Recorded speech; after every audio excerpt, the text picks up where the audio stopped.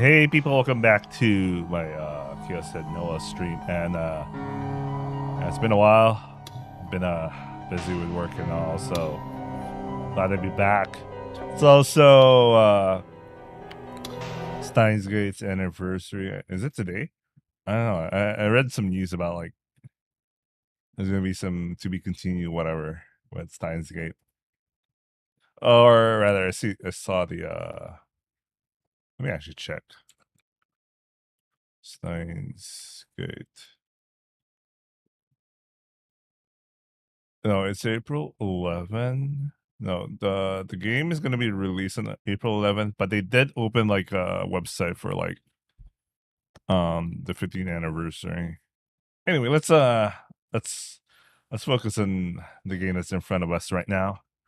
All right, I'm excited to continue reading.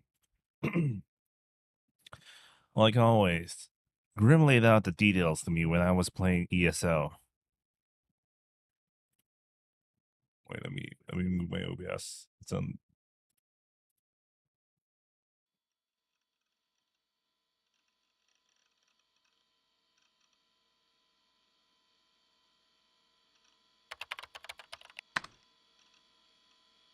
Stop, Grim. A bit later than usual today, huh? Whose eyes are those eyes?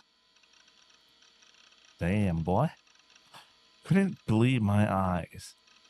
Why did Grim know that phrase?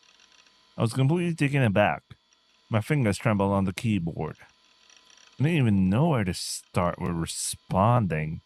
Hell, even just looking at what he typed nearly took everything out of me. The Fortune new case happened. Been following the shitstorm this whole time. Things be really heating up in Shibuya. This one's seriously fucking crazy, dude. The victim's corpse had all blood completely drained out.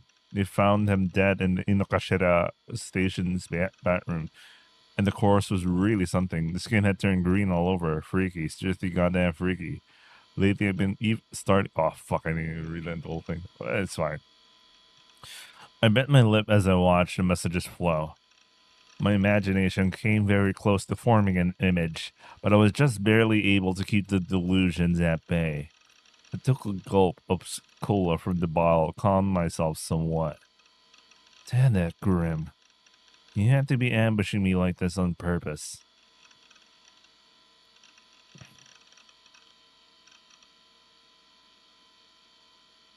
You can tell Grim is an asshole, right?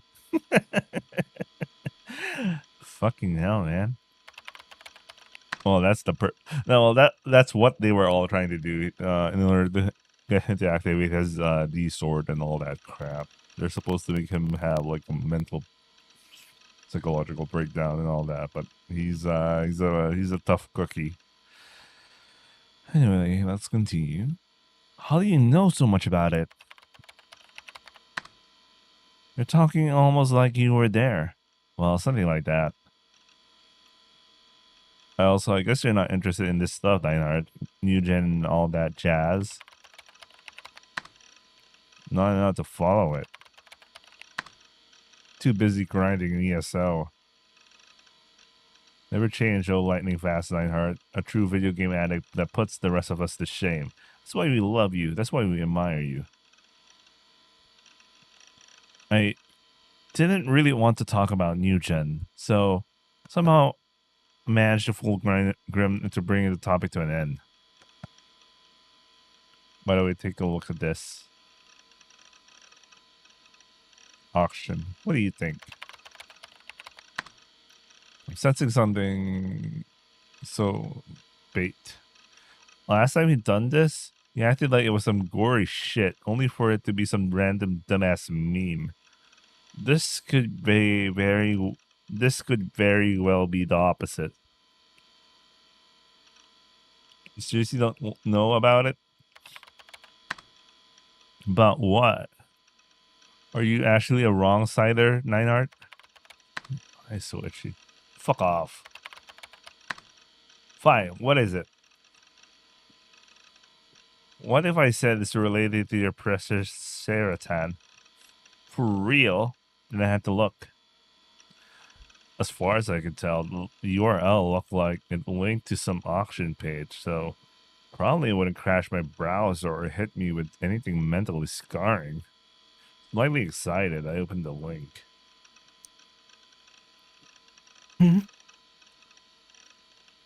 Type B, blood, in short supply. It felt like I've seen that title somewhere before. Might have been deja vu again.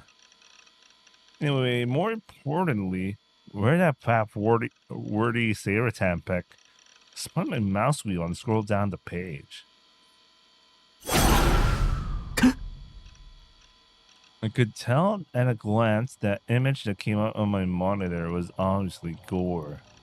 I averted my gaze to my left monitor in panic and quickly closed the browser.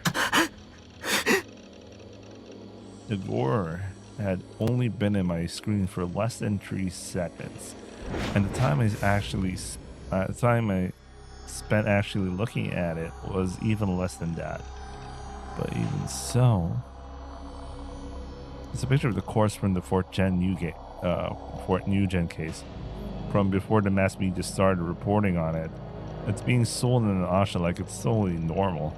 It's like they're putting a price on the victim's tragic fate itself, so they're basically the seller's 100% the Nugent culprit. Isn't that insane? The seller name is Vampire. Even so, this has already caused a total shitstorm online and posted all tons of image boards. There are even memes. It's like Rule 34. People do the shit way too fast, lol. Oh yeah, did you notice the dying message in the image? Dying message? It's written on the wall with the victim's blood. She still can't believe it's there. Culprit probably did it for shits and giggles. Yo, hello, Reinhardt-san, you alive? Is your computer frozen? Dying message? I've only seen the image for an instant, and yet... ゲームだ。こんな世界は虚構のゲームの世界に違いないんだ。 Victim's last message, lit in sloppily, and deep red blood, has been burned into my mind. No matter how much I try not to think about it, the letters rose one by one on my closed eyelids, urging me to realize them. なんであの言葉がここで出てくるんだ。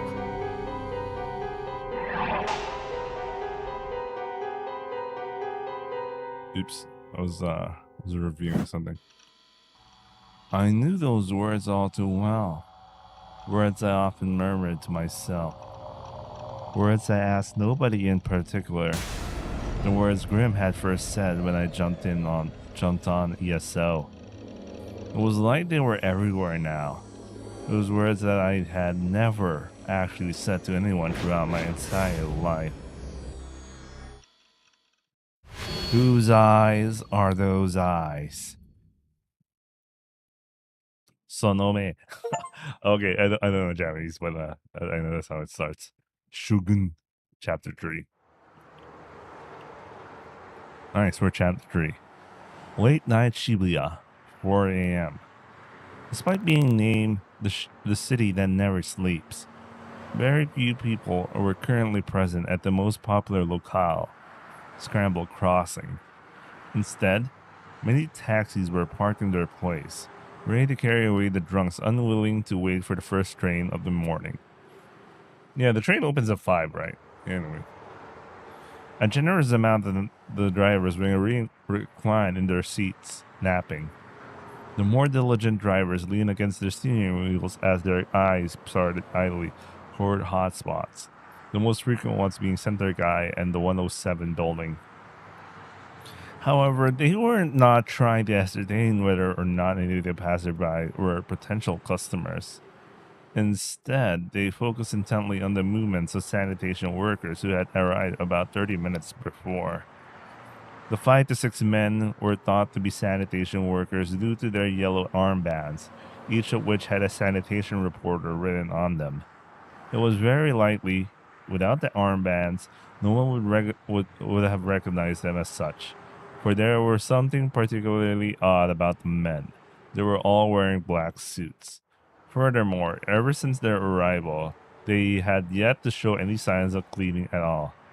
Instead, one man held a strange instrument resembling a podium, and the surrounding men appeared to be measuring something. This was not restricted to just one area, however. From the center of Scramble Crossing to the very edge of it, they left no spot untouched, writing all their findings down on various scraps of paper. Even now, they were taking measurements from directly beneath the traffic signals, silently observing the movements of the pendulum. At last, the instrument let out a small chime. 地点 L2 の8、0.62 メガ GE、ハイスコアです。先月より38ポイントもアップか。思った通りだ。But there was no one present in the early morning Shibuya to pay attention to the odd mumbling and behavior. The taxi drivers would speed up as soon as their patrons boarded their cars, completely forgetting about the mysterious sanitation workers. The drunks were hardly conscious, leaving them unable to see anything around them to begin with. Female nightlight workers had just clocked out, finally freed from the stress of smiling at repulsive drunkards, jumped into taxis to get home as soon as possible. Thus, not a single person was around to notice that the government had not scheduled any plans whatsoever for cleaning to take place that morning.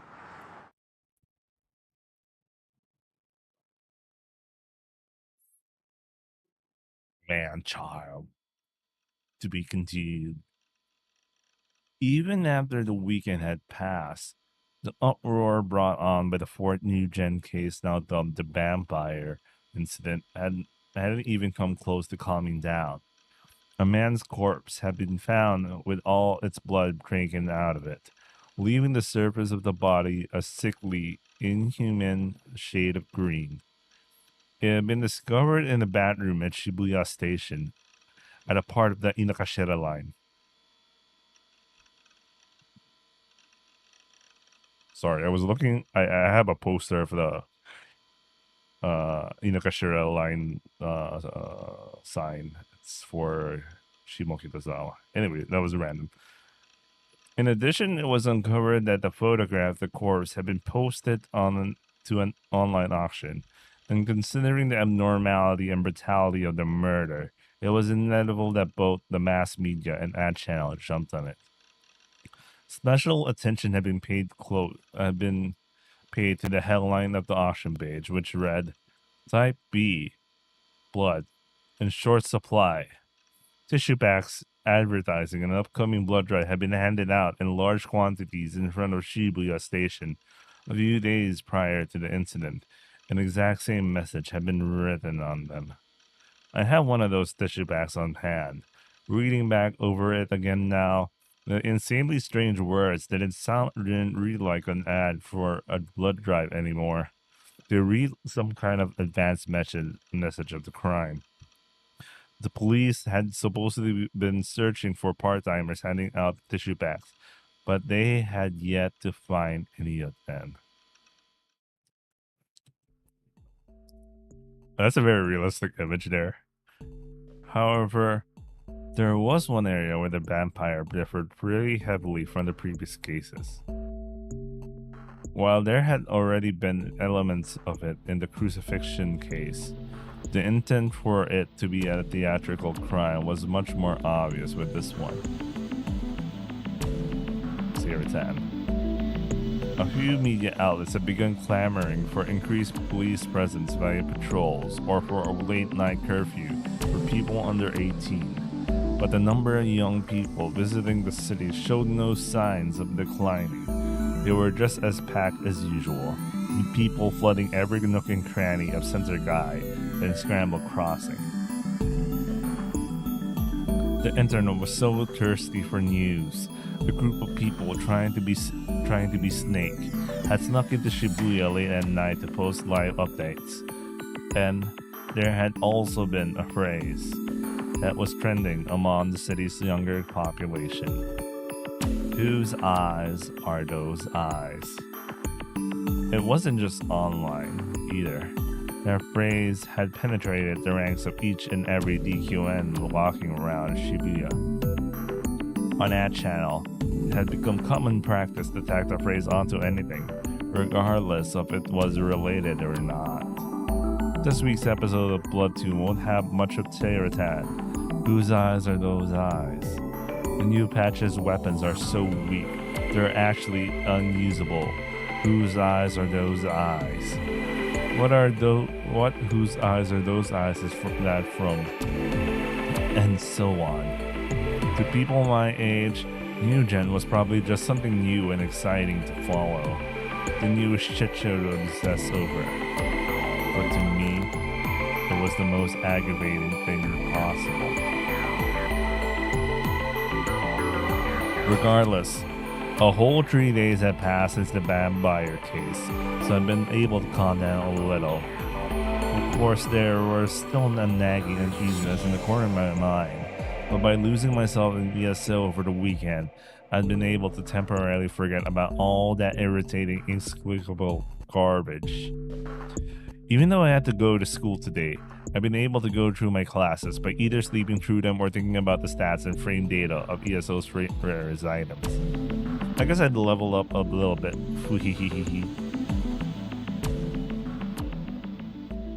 And so, on my way home for school, I stopped at Ad Cafe for the first time in a while.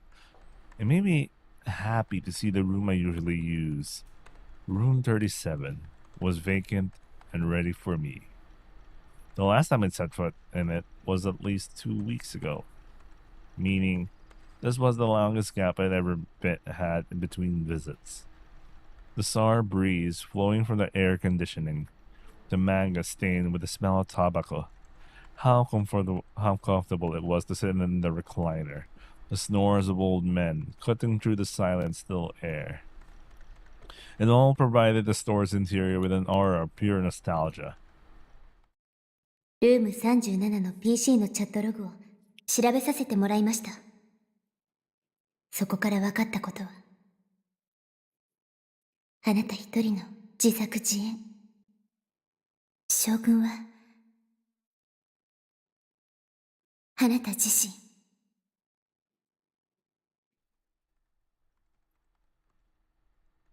I hadn't seen Yua since then. We were in different grades, and I didn't go to school that often, so it made sense why we haven't come across each other. ユアの妄想はすごいよ。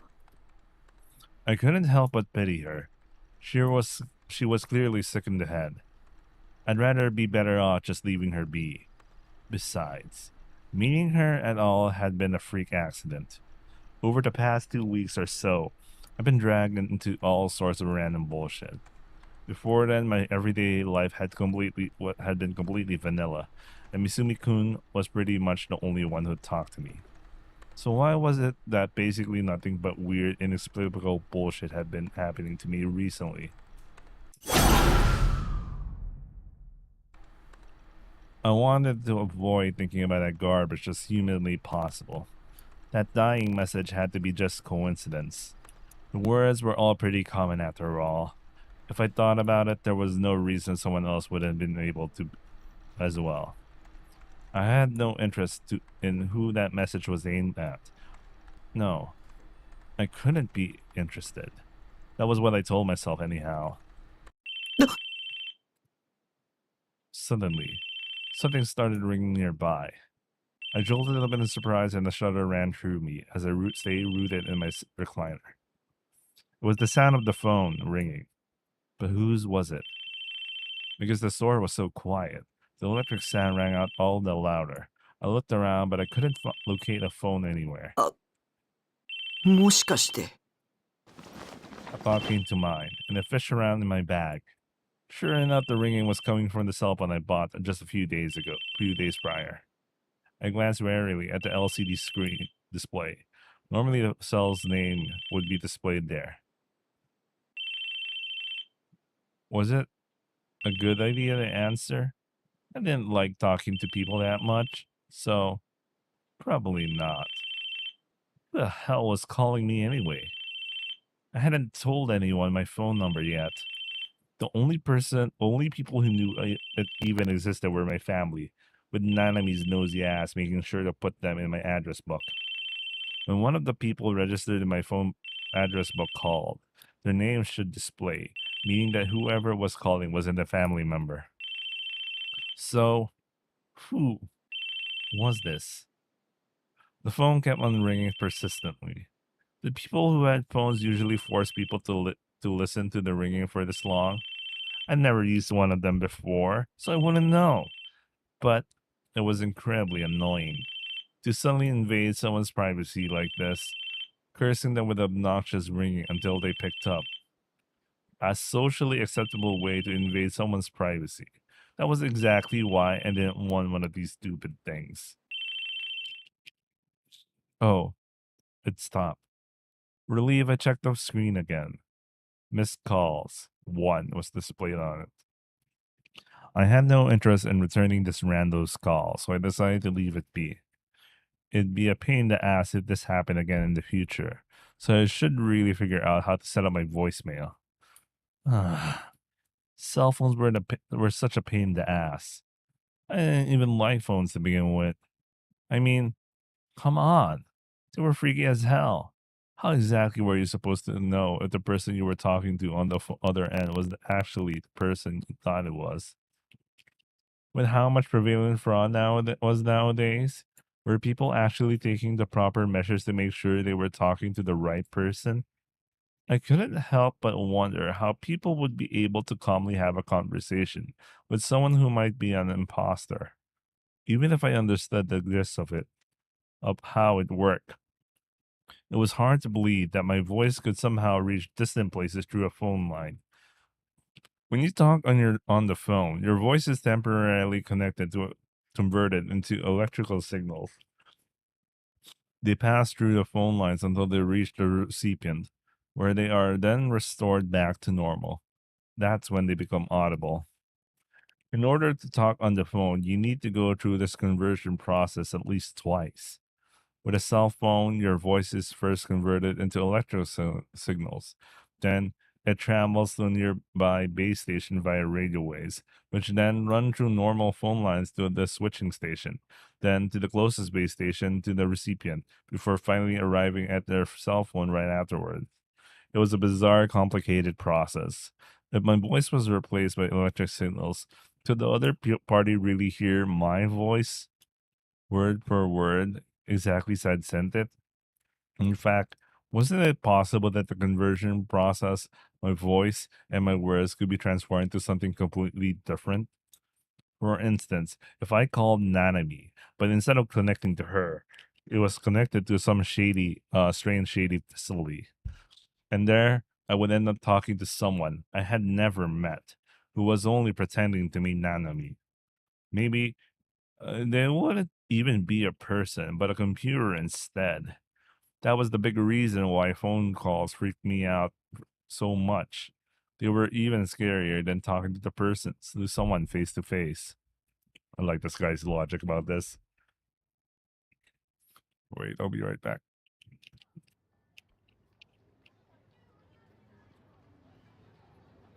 When I logged into ESO as Lizlet, as was often the case, 3 hours passed by in the brink of an eye.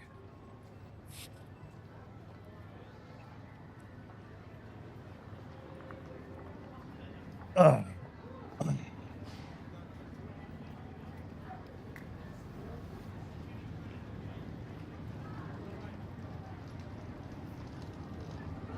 And it'd been 2 weeks since I last used her. She was but she was made for a pretty good support. So I was feeling pretty satisfied. I left Ad Channel in a good mood and started heading home. Center Guy was as packed and noisy as usual, which irritated me. The bright lights illuminating the streets from various shops made it hard to believe it was nighttime. And at the end of the well-lit road, despite the crowds, I clearly saw her, causing me to stop dead in my tracks. That one girl. In the midst of so many people, she glared directly at me. right smack in the middle of Center Guy, where people were coming and going without reprieve, where it was difficult to even walk straight. She stood still, resting the gigantic sword she carried on her shoulder. The spectacle was completely absurd, and yet no one paid her sword any mind. The stream of people flowed right past her without change in demeanor. She was the girl I'd seen at 107. She had been there when Nanami was dragging me around to buy a cell phone. The shape of her sword, her Sume uniform, her long black hair, everything matched perfectly. Back then, she had been standing at the top of the stairs in front of 107, watching the passerbys come and go. And I remember the sharpness of her glare. I had met her once before, at school. She had those almond-shaped eyes, clean-cut model-like features, and yet they only served to make her seem all the more unapproachable. It was all capped off by the long, silky black hair that stretched all the way down to her waist. She was Girl B, the one who had rudely probed me in the corridors after school one day, asking me who I was. What to think of it? Why was she glaring at me? Thinking maybe it wasn't me she was looking at, I turned around. Usually when something like this happened, more often than not, they were looking at someone who happened to be behind me. But that wasn't the case here. The one she was glaring at, her gaze filled with intense hostility, had to be me. I froze. I knew what it felt like to be someone's prey. Glaring back was out of the question. I was always terrible at looking at people in the eye, so I couldn't help but stare down at the pavement. I should run. Normally, I'd go home by taking left at the scramble crossing, where she was standing, and then I would end up at Bookwart. But today, I headed to the station instead. There were a lot of people there, but I'd rather that than deal with some scary 3D girl harassing me. Hell, she might even try mugging me. Or maybe she was only fine being alone, and she actually had several DQNs lurking nearby, waiting for her to lure me so they could beat the shit out of me.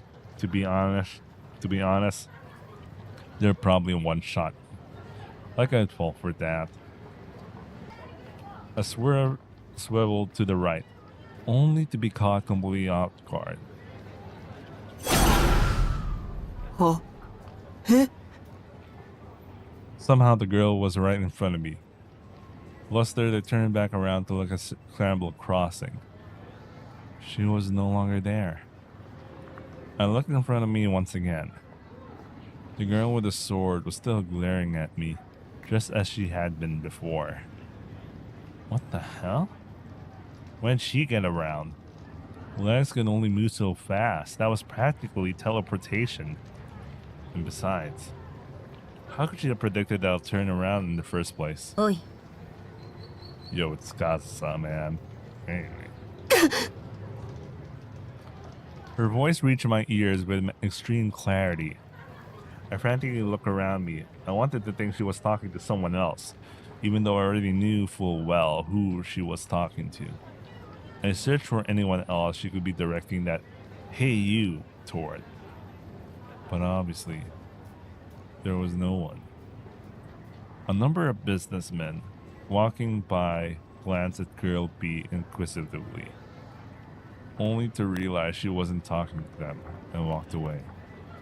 Girl B who'd been standing there imposingly the entire time, took a sudden step toward me. That was all the confirmation I needed. Girl B had been targeting me after all. お前見えるのか Rude as ever, in my 17 years of life, I could probably count the number of times a girl had talked to me like this on one hand. Well, I guess there were times when Kirimiya Tsubaki, aka Sunko, had talked to me like that, but it was in a tsundere kind of way. Granted, Sunko was a 2D girl from an eroge, Telemi doll. Girl B kept getting closer and closer as those stupid thoughts raced through my head. Why does she feel so intimidating even though she's a girl? I wondered. But the reasons were simple. The sharp look in her eyes and that gigantic sword she was carrying. For a sword, it had a clearly unique shape. It was the kind that operated on anime logic. It had an awesome design, but if you actually used it in real life, it would be completely unusable. It had to be from some mecha anime. Had there been any mecha anime that started airing recently? Even though I knew it was prop for some random anime cosplay, it still looked incredibly sharp and solid. Like if you even so much touched it, it would slice their fingers clean off. What a strange sword. 見えるのかと聞いている。 Girl B had already cut the distance between us by 2 meters. If she swung her sword, it would hit me. Flustered, I took a step back, but it was too late. Girl B closed the distance further and let's go for green, positive delusion. She actually swung the sword.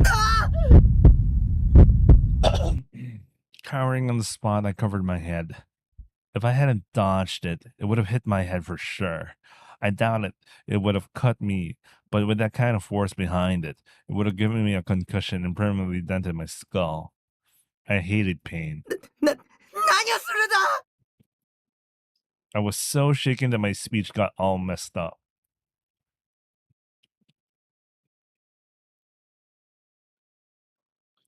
Girl B looked down at me coldly. Man, she was really close. Her bare legs were right in front of me, and at this angle, I could almost see up her skirt. やはり見えるのか。すいません。見てないです。 I frantically lowered my gaze. I knew for a fact she was going to accuse me of looking at her panties, but I didn't see them. I swear. I almost saw them, but I didn't. Really. Besides, treated panties don't get me off anyway. The only panties I fap to are either 2D or belong to figures. Yeah, he has a very nasally voice. I can't do that well, but you know. さっきからチラチラ見てただろ。本当に見てない。ふん。 And then, for some reason, I couldn't comprehend. Girl B slipped off one of her shoes, then began to take off one of her knee socks. In the midst of this, the area under her skirt threatened to become visible yet again, leaving me at a loss for where to look. I tried to find an opening to escape, but Girl B refused to take her eyes off me as she continued removing her sock.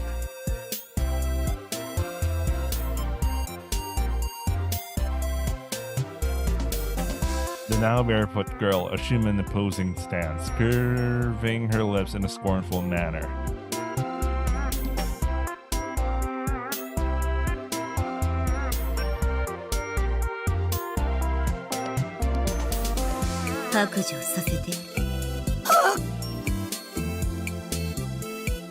Suddenly, Girl B's warm bare foot stepped directly on my crotch.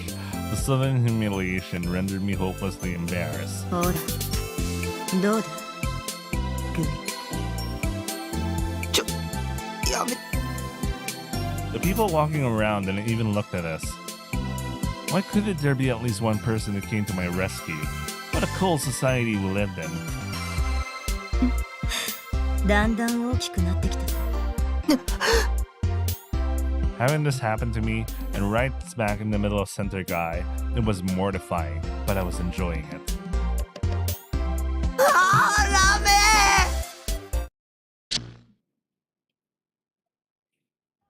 答えろ。見えるんだな。ディソードが。 Like the sword. When I came back to myself, I couldn't immediately grasp what was going on, leaving me to blankly stare up at Girl B. Wait, I need to fix something. Okay, there you go. She was still wearing her shoes, and she wasn't stepping on my crotch or anything. What the? Had that been a delusion? So she wasn't trying to accuse me of seeing her panties. At any rate. A D-sword? What the hell was that? It was the first time I even heard that word. Girlby had said it was a sword, and whatever she was carrying was definitely shaped like a sword, but why was she asking me if I could see it? I decided to just nod. I mean, I obviously could see it. There'll be something wrong with me if I couldn't. Lunging around a sword that large and conspicuous, and then center guy no less? I'd be willing to accept that it was Akiba. But in Shibuya, of all places? そうか。お前も集められたんだな。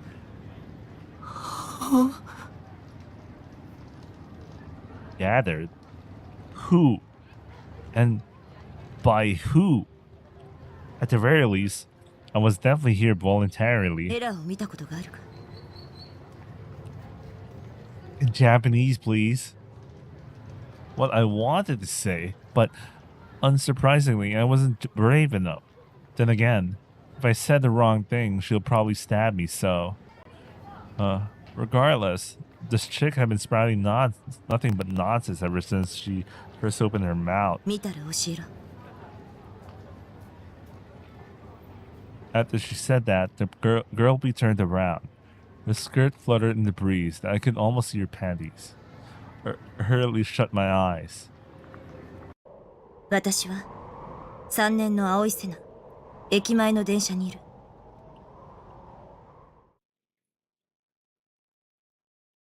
I opened my eyes. The girl, calling her Senna, had vanished. I was completely stunned, and it wasn't until I arrived back at my base that I realized that I haven't understood a single goddamn word she said.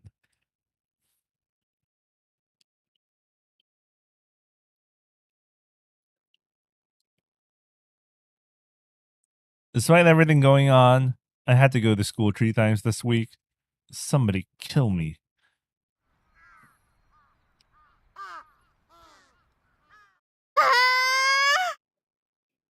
A mysterious screech resounded from far away. The sudden nature of it made me jump, and when I slowly looked into the direction it came from... Oh man, Best Emoto is here. お兄 I'm never gonna make it, guys. Nanami rushed toward me with staggering speed. I tried to run away, but it was too late. She already circled around me and blocked my path. She always did have amazing reflexes. ちょっとなんで妹見て逃げるの Maybe because they're incredibly annoying. あ、そうやってすぐ黙るし Damn it. Why had she decided to go Sume of all places? That decision had done nothing but cause me endless pain and suffering. Whenever she ran into me on the way to school, she always stuck her nose into my business without fail. Man, this fucking guy, man, he doesn't know. ねえねえ携帯どう使ってる使ってないでしょ買ってからもう何日か経ってるけど一度も家にかけてこないもんね We know she just wanted her D-chan just to text her or something. Doing my best to break free, I started spelunking, but Nanami was determined to keep up.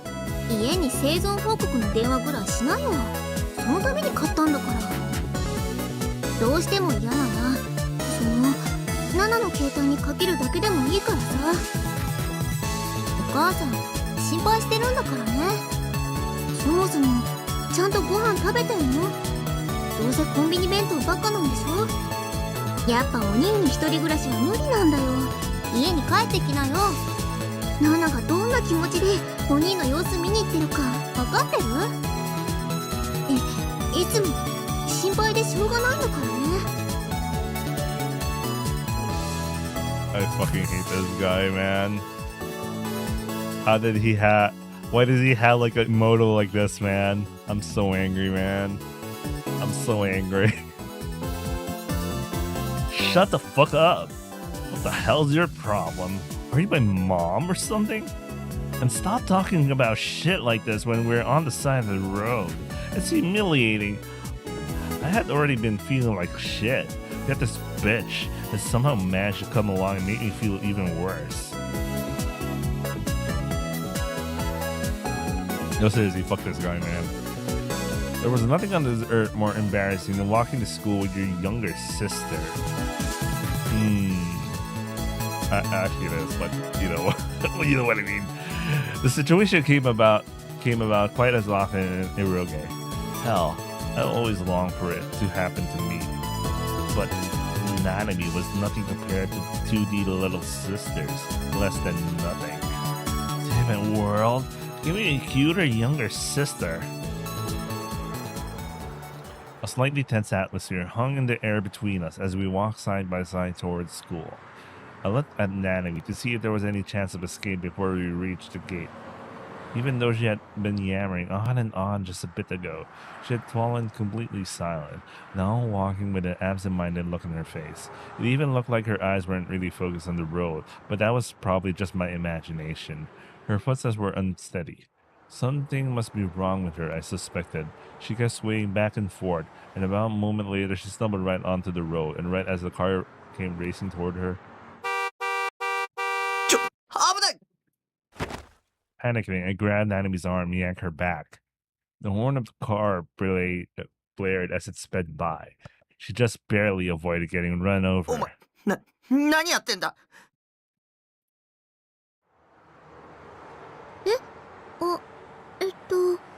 あれ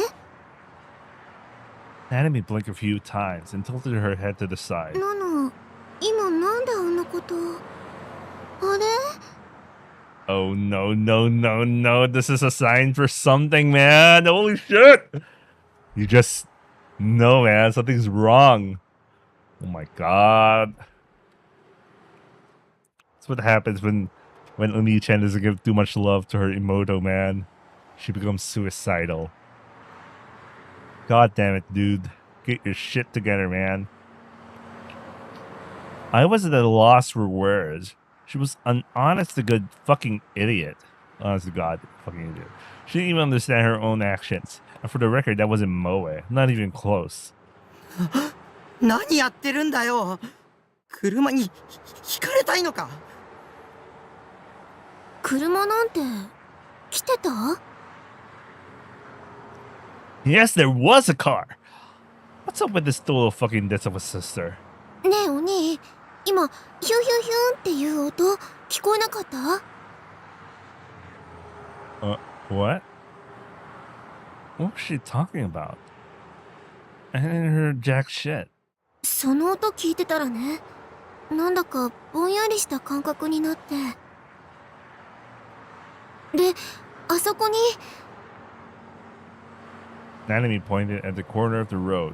お父さんとお母さんが立ってて、ナナを呼んでたの。 When I looked to where Nanami was pointing, I didn't see our parents. Instead, I saw a creepy man standing at the exact spot. He wore a plaid shirt, fingerless gloves, jeans rolled up to the bottom, white sneakers. He had a rump sack on the back on his back that was filled to be bursting. He looked like an otaku plucked straight out of Akiba.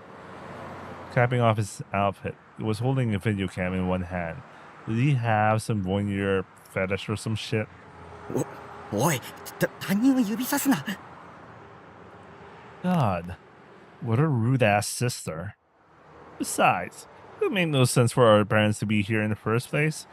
They live in Shimokitazawa after all. God damn it! You know what? I really love Shimokitazawa, so I was like, oh man. Shimokitazawa isn't a night. Well, I only been to Shimokitazawa at like late 2010s. Maybe in the 2000s it was just like a chill place and all. I don't know.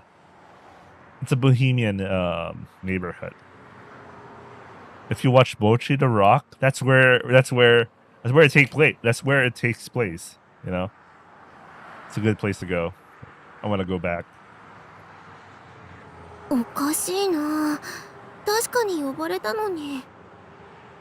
The man started looking our way.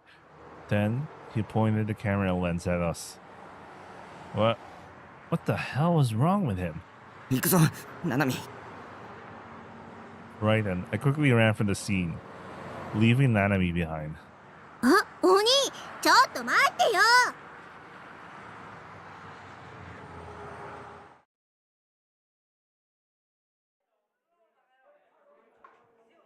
I continued to ignore Nanami until we got to school, upon which I ditched her to walk down the noisy as ever hallway toward my classroom.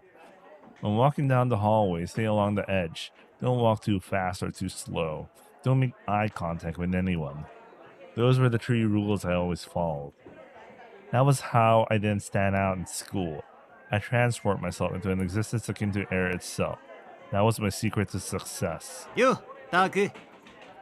Yeah, people like him definitely make it hard for it to actually work. Catching up to me from behind, Misumi-kun greeted me in his normal over-friendly fashion by clapping a hand on my shoulder. おいっす。挨拶ぐらいしろって。ま、お前がそういうやつだってのは分かってるけどよ。なあ、この前 D 組の女子の話したよな。めったに学校来ねえけど、すげえ可愛い女子がいるって。その子、岸本綾瀬って名前なんだけどよ。実はその岸本に関してすげえ発見したんだ。 Misumi-kun suddenly lowered his voice, then looked around us. It was just gonna be something vulgar, wasn't it? Pretty tired of his BS. I almost let out a sigh. フェスいるだろ。フェス。 What he said made me bite it back. その岸本ってのがフェスなんだよ。俺マジビビったぜ。まさかフェスがうちの学校の生徒だなんてよ。 You know, I like the trope where everyone attends the same school. For some reason, everyone attends the same school. I don't know why, but it's what it is. Wait, give me a second. I need to check something really quickly.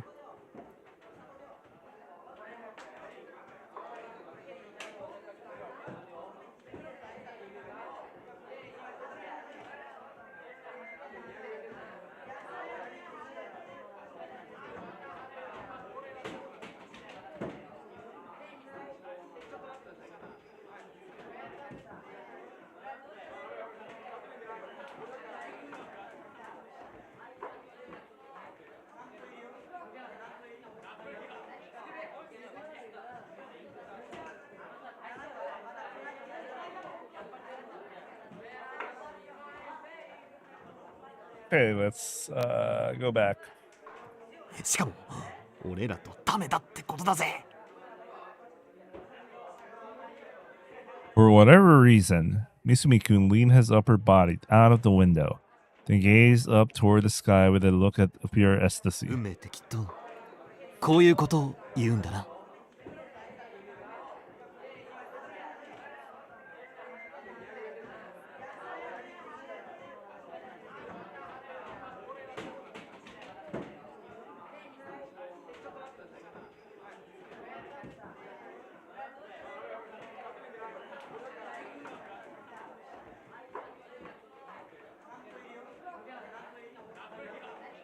That was the 3rd floor. If he were to slip, he'd fall to the ground and break his neck, ending his life just like that. Anxiety steadily climbed as I watched him. Misumi-kun leaned further and further and further out the window, before switching his gaze down toward the entrance beneath it. お、噂をすればなんとやらだタク。岸本を発見した。もうすぐここに来るぜ。 With so many coincidences piling up one after the other, maybe it really was fate. Not that I cared. よし、待ち構えてやる。見てろタク。俺のナンパ術ってのを見せてやるよ。 It was brimming with self-confidence. Man, Alpha males like him really were impressive. Picking up girls and all that was a completely different world for me. It wasn't even worth trying. Oh.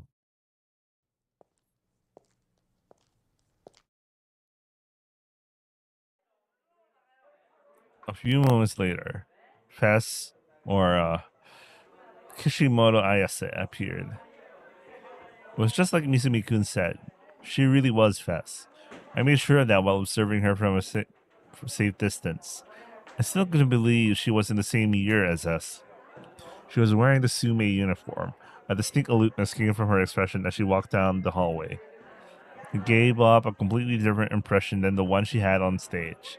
Back then, despite her apathetic tone, I felt a sense of power and liveliness emanating off her. But now the aura she gave out felt listless and unapproachable. Ignoring this, like deliberately, Misumi strolled over to her with the same overly friendly attitude he had always had with me, and casually stopped right next to her. Yo, Kishimoto-san. Oh, hayo. Whoa. Smile was so invigorating despite being so obviously fake. I had no idea he was able to act like that around someone he barely knew. That's why we love him. That's why we admire him. Then again, I didn't really want to be him. 俺、三角大輔。よろしく。おっと、初対面とか思ってるだろう。でも違うんだな、これが。俺さ、こないだ、ファンタズムのライブ行ったんだよね。だから、君に会うのは2度目。で、その時君の歌声に、こう、なんつうのビビってきちゃったんだ。別に俺、ミーハーとかじゃねえよ。惹かれたのはさ、詩とか君の可愛さとかそういうところもあるけど、でも何より一番すげえって思ったのはやっぱバンドとしての完成度っつうか、あの音あっての君の歌声っつうの。ちなみに俺も実はバンドやりたいなって思っててさ、よかったらああいういいバンドメンバーを見つけるコツとか、バンドの先輩としての心得みたいなもの教えてくんねえかな。あ、今すぐじゃ迷惑だろうから。そうだな、放課後とか暇？どっかで二人きりでじっくり話さない？ Misumi-kun just kept on talking and talking with no breaks. His tone was different than the usual, and it was obviously fake. Not only that, but he wasn't hitting on her directly, instead using the bad angle in order to invite her somewhere nonchalantly. I've never heard of this fun fact about Misumi-kun wanting to start a band before. It had to be a lie. He was willing to go that far in order to win some points, to force a flag rather than obtaining it naturally. But let's go for the green again. Fess didn't even so much as look at him. She simply continued to walk down the hallway at the same pace, if not a sound had reached her ears. なあ、聞いてる？ Suddenly, Fess stopped in her tracks. Her slightly lowered gaze slowly rose up, and then she looked at me. Huh? Me? Come to think of it, the same thing happened at the concert.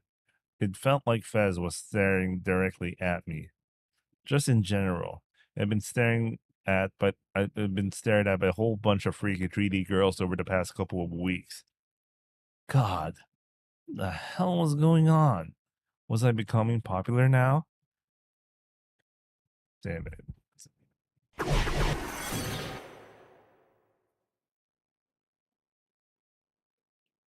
私、好きな人がいるのよ。え？マジ？何何？それって俺のこと？そこの人。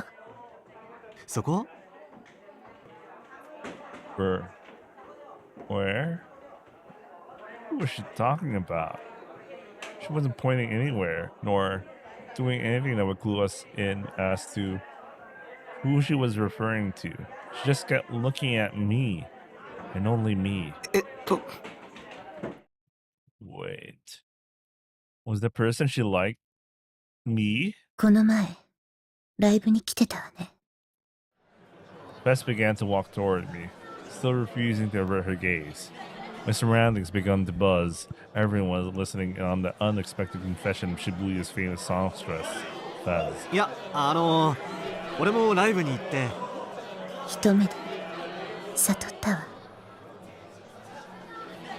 Fez wasn't listening to a single thing Misumi-kun said. She grabbed my necktie with one hand and pulled me in close enough I could clearly feel her breath against my skin. This was not a distance you could maintain with someone you were close friends with, nor was it one to be shared between family members. It was a distance, a closeness reserved only for lovers. 君が私の運命の人だって。 With nary even a smile, Fess slowly brushed my cheek with her fingertips. The sheer seductiveness of that gesture sent chills down my spine. I was in trance. Fess had me. I couldn't take my eyes off her. 決めたわ。私、君のお嫁さんになる。 That declaration was so far removed from the normal aloofness and decadence that Fez always carried. Yet the sheer contrast between them proved unbearably cute. Everyone around us was effectively throbbing with excitement upon hearing Fez's proposal to me. Misumi-kun was so utterly mortified upon losing to me, and he came crashing down to his knees. Fez falls. 僕の意見は無視ですか？嫌なの？嫌じゃないです。 It felt like I was being swept away by a river of temptation. If I got to marry a beautiful girl like her, I would win at life right then and there. And thus began the heart-pounding story of me and Fez. That was a really fast delusion, man. Like that ever happened. While I was over here drowning in my moronic delusions, Fez was murmuring something in a low voice, only up and disappeared soon after. 自信なくすぜ。くそー。 Misumi-kun was sulking, having been completely and utterly disgraced. Considering how she was able to deter an alpha male of his caliber like he was no lower than the spur on the boots of her, to deter him like he was nothing more than a typical mature, maybe the other team was what Taz preferred, a true Yuri connoisseur. それはすごくいいスールです。 I have no idea what he's talking about, man. Especially if she was a lolly type character like Nanami. That's the stuff. あんな不愛想な女、もう二度と相手にしてやるもんかよ。うぜえ。だいたい何が剣を見つけろだ。わけわかんねえ。剣？ああ、岸本がそう言ってただろ。剣を見つけろ。そうすれば救われるって。Salvation? なあ、タク。ファンタズムの歌にそんな歌詞でもあるのか？ A sword. Could that possibly be referring to the mic stand thing she'd been using during the concert? Come to think of it, there had been another person a couple days ago that had been interrogating me about a sword. That Senna girl. The one who was absolutely terrifying. I'd actually thought she was going to slice me into two. The sword she'd been carrying was a different shape than the one Fez had, but they had a similar aura to them. Could the two of them be connected somehow? I didn't know. There was way too much shit I didn't know.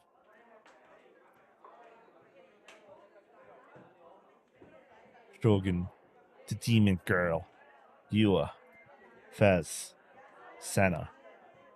Swords. Is this MES hero bullshit? He likes swords, man. He likes swords. Anyway, as with my old habit, I jolted down a list of all the things I didn't know enough about in my head.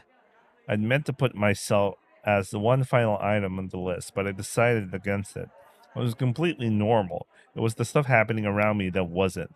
That was the most obvious conclusion. Was Fez my ally or my enemy? It would be nice to know at least that much. Problem was, I didn't have the courage to ask her.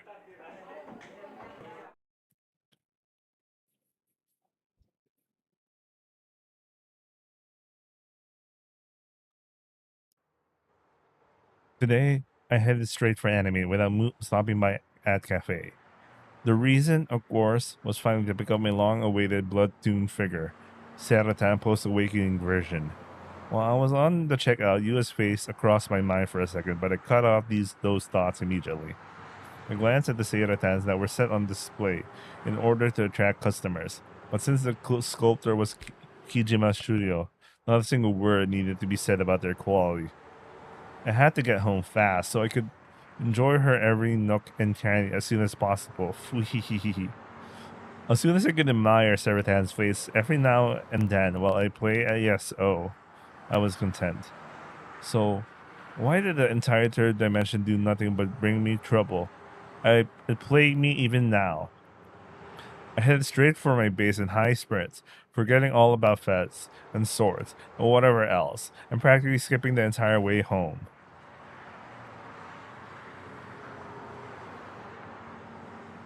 When I was about 50 meters away, I encountered two men who carried an unmistakably abnormal air about them. I attempted to pass by them without making eye contact, but they were very clearly watching me. そこの君、ちょっといいかい？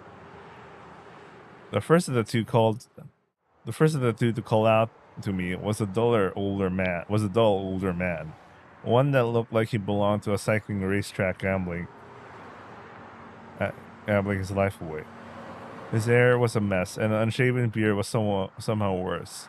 He wore a worn-out old snoot, a sloppy tied necktie, and the dress shoes that don't show a trace of being cared for.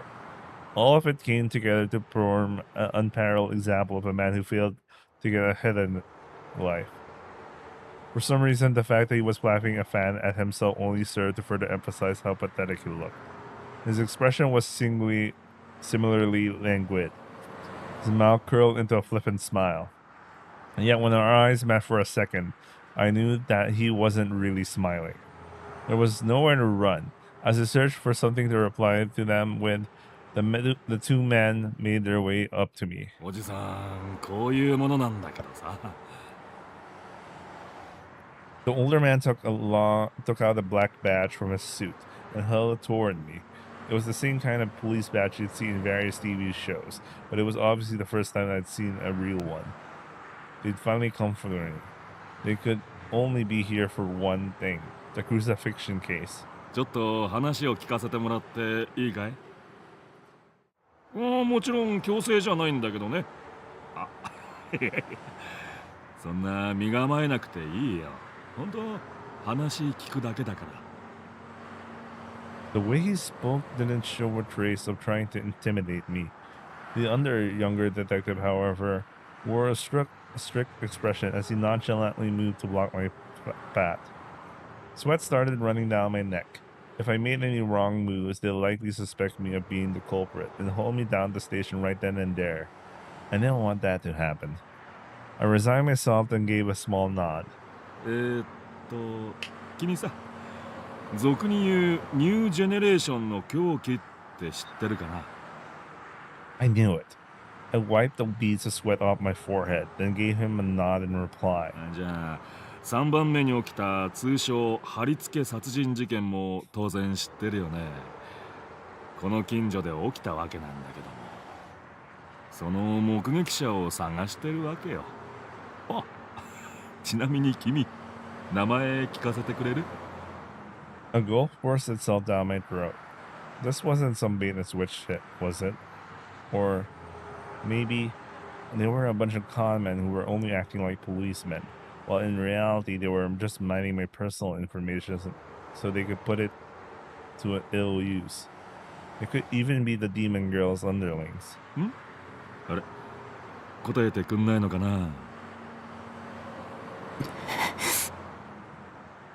If they started to suspect me, there'll be no end to it. What should I do?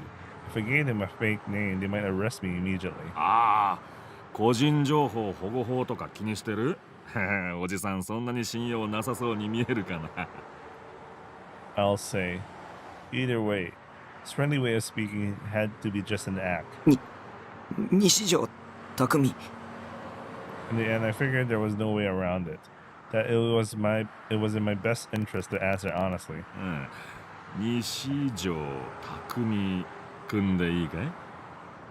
I shook my head. 本当に？ Huh? What was that supposed to mean? I purposely given him my real name. So what the hell was that reaction? いや、これは失礼。今のは気にしないでくれ。The detective's unnatural laughter rang throughout the quiet residential area. Just hurry up and let me go already. その制服、水明だよね。何年生？ So, did I have to answer stuff like that? に悪いね。聞き取れなかった。おじさん、もう年だから耳遠くてさ。もう一度言ってくれる2年生。ああ、2年生ね。どうも。で、西条さん。聞きたいことってのは、先月の29日の午後6時から10時頃にかけて、どこで何してたかなんだわ。Were they asking me for an alibi? Did that mean they suspect me? That's ridiculous. いや、別に君を疑ってるわけじゃなくてさ。その時間にこの近くにいたなら、怪しい人物を見かけたとか、何か音を聞いたとか、ないかと思ってね。For some reason, the way the guy talked was really starting to get to me. Maybe talking in a way that deliberately agitated the subject was some kind of interrogation tactic. Of course, I had seen someone suspicious. I'd seen someone very clearly, and with my own 2 eyes. But I wasn't sure if it was a good idea to tell that to the shady old man. What would I do if I told him and the demon girl came back for revenge? It seemed like the demon girl was letting me run free for now, but she still had that shogun on her side, and he was equipped with precognitive powers. So, by that logic, that must have meant that the demon girl had some sort of insane power as well. And if that was true, and I told the police about it, she might find out about it immediately because of her clairvoyance or whatever. Then she'd come to kill me right after. なあ、西条くん。今日はそんなに暑いか？ My heart rate skyrocketed. If I stay silent like this, they would suspect. Give me a second ago. Oh man.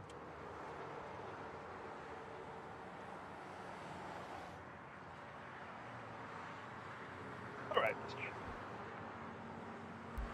If I stay quiet like this, they would absolutely suspect me of being the criminal. But at the same time, I was scared that if I lied and said I didn't see anything, they'd see right through me. The older man fanned me a couple of times with his fan. A cool breeze rustled my hair. もうすっかり秋だ。汗かくほど暑いとは思えんけどな。まあ、体質ってのは人それぞれだしな。Ironic. Considering he was the one walking around with the fan, but he was right. It wasn't all that hot out today. It was perfect. Actually, the kind of temperature you'd actually enjoy spending time in. And wiped the sweat off my forehead with my sleeve countless of times now. 僕はやってない。 Oh man, he's gonna explode, isn't he? おお。 The look in his eyes shifted. I realized that I slipped up, but I had no idea what exactly had tipped him off. 何をやっていないんだ？ They definitely suspected me. I had to answer honestly. Staring at the manhole cover right beneath my feet, I began to blurt out everything. 見たんです。貼り付けの現場、そこに女がいたんです。で、血まみれにして死体の前に杭がたくさん死体に突き刺さってて、あれ500本は絶対超えてた。異常だ。死体がハリネズミみたいになってて、女は僕を見てよかったって笑ってた。あの女は悪魔だ。人間じゃない。ニュージェネの母親には人を超えた存在なんだ。ヨシとかすごい超能力とか使う。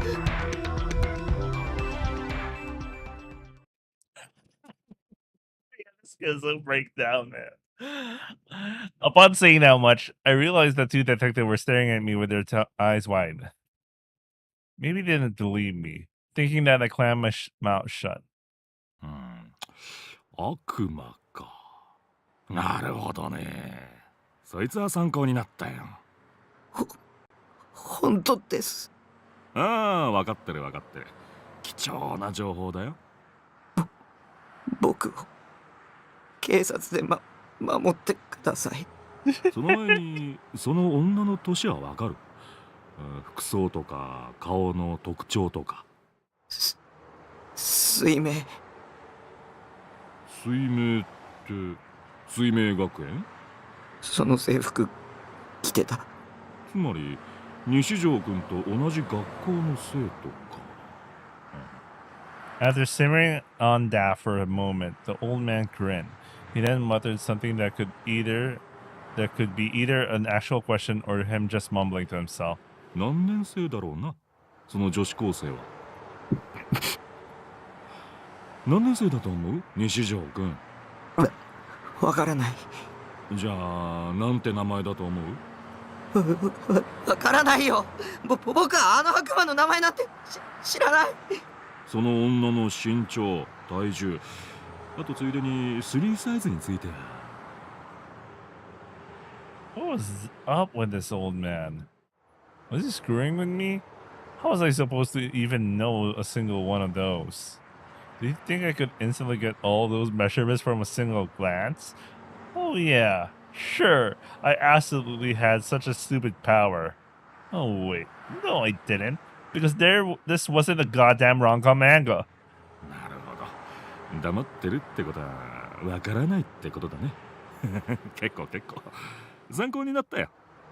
これは本部に戻って検討しないといかんな。先輩、マジっすか？ Waving his hand to silence the dumbfounded younger detective, the older man signaled something to him with his eyes. あ、西条君、ちなみに連絡先とか教えてもらえる？なんで？ I knew they wouldn't believe me. They wanted to label me as some nut job and falsely accuse me of everything. ああ、だって悪魔だっけ？そいつから君を守らなくちゃならないだろ？ Oh, so that's why he asked. Oh, thank God they actually believe me. If I could get the police to protect me, it would be incredibly reassuring. Yes, the enemy was a demon, so the police would only get one shot if they went up against her, but it was better than being unarmed. Feeling slightly relieved, I took out the phone I had bought a few days prior and showed him my phone number. The younger detective scribbled it down in his notebook. いや、忙しいところありがとうさ。君の身の安全は警察が保証するから、何の心配も。じゃあ、また何か聞きたいことができたら電話するかもしんないんで、その時はよろしくね。イルスとか使わないでくれよ。今のところ警察にとっては君は重要な人物だからな。え？君の目撃証言は事件解決の重要な手がかりになりそうだ。じゃあな。The two detectives bowed their heads and promptly took off. After taking a glance at me over his shoulder, the younger detective whispered something to the older one. The older man paid him no mind and simply continued to walk. I let out a long sigh. That was intense. It was the first time I'd ever been questioned by an actual detective. I acted pretty suspicious without meaning to, but they believed me anyway. Somehow.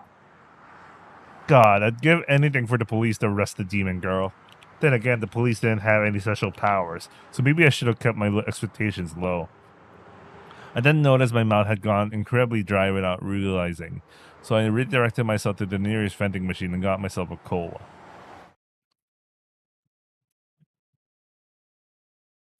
Maybe I should get some water myself, man. I'll be right back, I guess. うわ、覚醒バージョン残すエロすぎ。パンモノじゃんか。だがそれがいい。 Wait, I'll be right back. Let me get some water.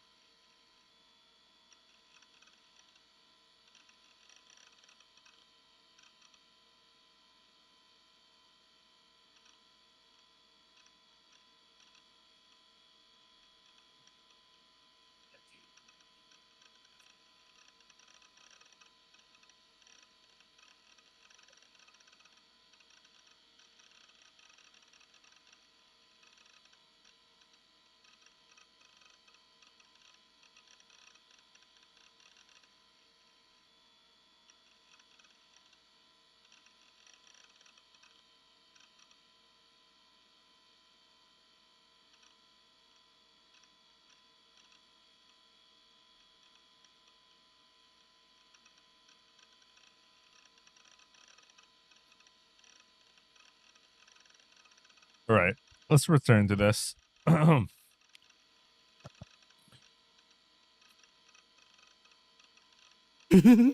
顔かわいいよ顔。原作再現度はいまいちだけど、プンプンと漂うエロスが木島よしおらしさだよな。これはこれでグッジョブ。上着キャストオフとか、この角度からじゃほとんど全裸にしか見えんひょー。髪の動きがいいよな。覚醒バージョンは髪が命って持論があるわけだが、間違ってなかったな。さて、それではお待ちかね、パンツいってみようか。どれどれ。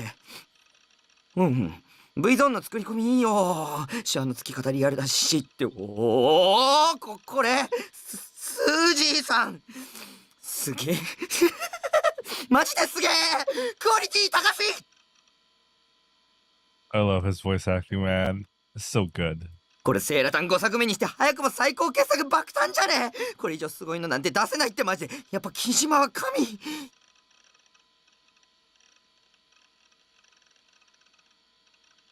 I carefully stood my new Sera 10 next to my monitor. Whee! Sera, you're so sexy, Sera. Simply looking over at her made me grin uncontrollably. Life was good. I logged on and immediately started posting my impressions of my new Sera 10 figure at channel. When I finished doing that, I went to check my email. Then I checked to see if any of my friends on Friend Preppa had posted any updates. おっと、マイフレ申請来てるじゃん。 New friend request. 誰これ。セーラコミの人か。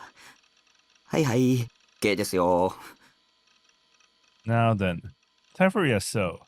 But the very second I thought that, I felt chills on the nape of my neck. It was the gaze completely with its usual intense presence. Whose eyes are those eyes? Let's go, Green. We're gonna go positive, man. Damn it. This was not the time. When I first started feeling the gaze, how long since forgotten? It's littered its way into each and every part of my life, bothering the shit out of me all the way. There were a lot of things that disturbed my peace, but the gaze was right up there with Nanami as the most irritating thing I had to deal with. Fine. Let's do this. It'll take more than that to make me turn around game. Still fixated on my monitor, I tried to think of some cool lines to hear in the 貴 manga. 様、出てこい。僕の目をごまかせるとでも思ったか。甘いな。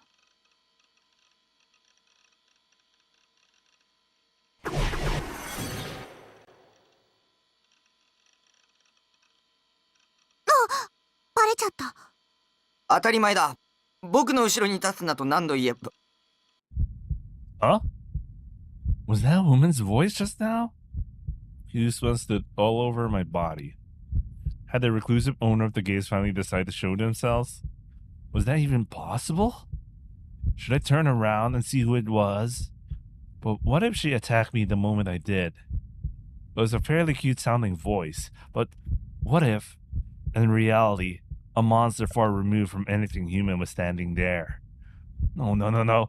If that was the case, wouldn't that mean they were getting ready to attack me right now? If I didn't turn around now, I wouldn't even notice if they killed me. Maybe I should say something else to see if they'd respond. It was possible that the voice I heard was just an illusion, has hallucination, or a delusion of some sort, or something, so that it'll help confirm it. And I mean, I talk to my Seiratan figure all the time in my head. It had to be the same thing. I tried to be bold and asked, "Who are you?" But I hesitated. If I was the provoked attacker, it could have very easily spelled the end for me. It could have caused her to finally stop waiting and attack me. So many delusions ran through my head that I found myself completely paralyzed. What should I do? Maybe the whole thing was a product of my own design. It's my own invention. And that was just being the world's biggest dumbass. I swear that the owner of the gaze wasn't here and I'd just been sitting here trembling in fear over nothing. I was gonna kill myself. あれタク固まってる Oh, God. It really wasn't a hallucination or a delusion. There was someone right behind me. Startled, I reflexively turned around.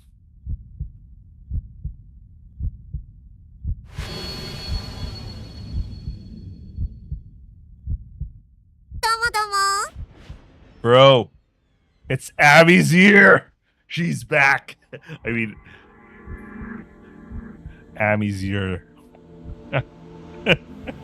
Oh, it's another Eri Kitamura character, so I'm happy. The demon girl. The girl sitting on the sofa was undeniably the same one I'd seen at the crucifixion crime scene. And now, for some reason I couldn't comprehend, she was standing there, looking at me, smiling. Oh, fuck, oh, fuck, oh, fuck! She finally come to kill me! It had to be because of the detectives I talked to.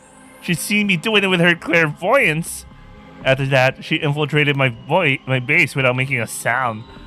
Took up a position in which she could kill me at any moment. And now she was reveling in my fear as I cried and screamed in terror. It couldn't be anything else. Don't kill me, I tried to scream. But I was too terrified to make a sound. コケコッコ Tilting her neck to the side, the demon girl unleashed a strange incantation. It had to be some of the demon tongue. She was cursing me. In hopes of gaining as much distance as possible from her, I went to hide underneath my desk. Problem was, I was so shaken that I ended up bashing my head into the edge of it, rendering me unable to move as I writhed in pain.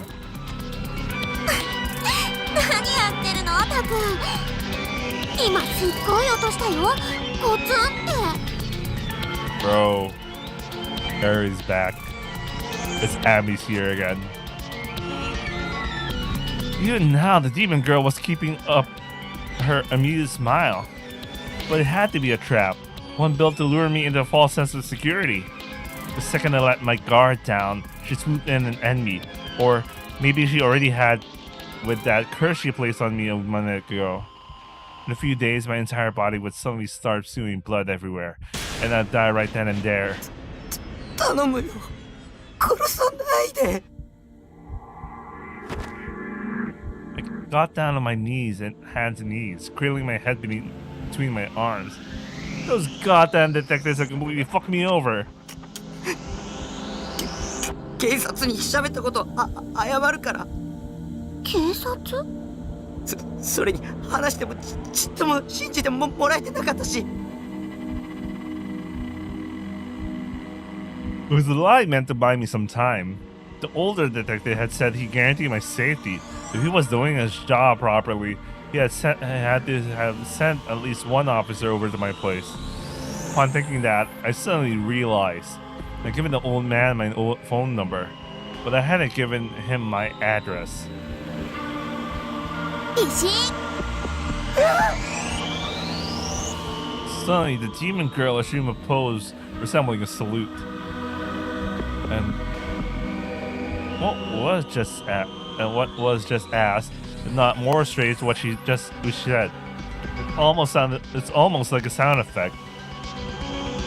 Was it another demon curse, demonic curse? 独り言はやめるべし。殺さないでとか警察がどうとか私には何のことかさっぱりだよ。 What? Was she trying to play dumb? Or was this a roundabout way of threatening me? In actuality, she was saying, forget the truth, act as if nothing ever happened? The hell was she thinking? Hadn't she come here to kill me? ほら立てる？立た？ The demon girl got up from the couch and reached her hand out to me. Her expression was so gentle, and now that I was seeing her up close, she was actually pretty cute. Damn it, I was letting her get to me. Stop acting like a goddamn idiot. Was I seriously calling a demon pretty cute? She was a murderer, and she used Yua and Shogun to trap me, and now she'd come to finish me off herself. Don't trust her. I'd already learned my lesson back with Yua. I'd never make the same mistake again. I refused to take her hand.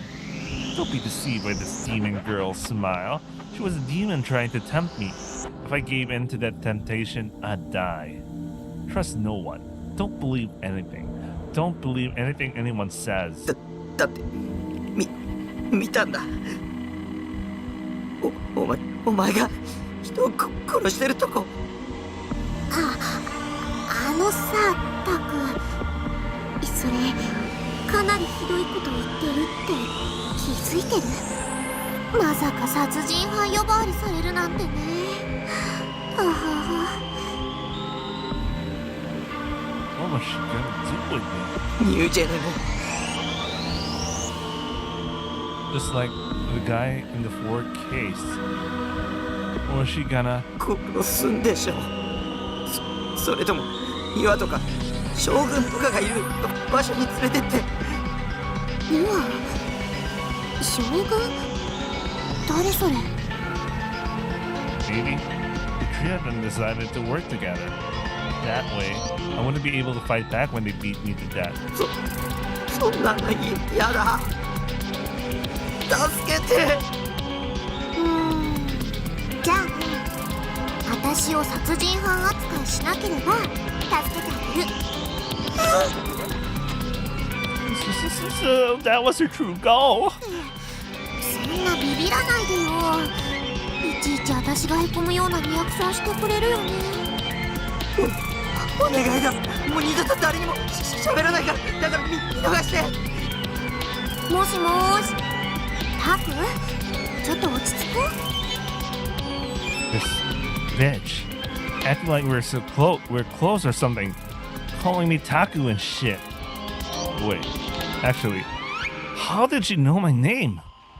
She already known it back when we first met at the crucifixion crime scene. How? How did she know it?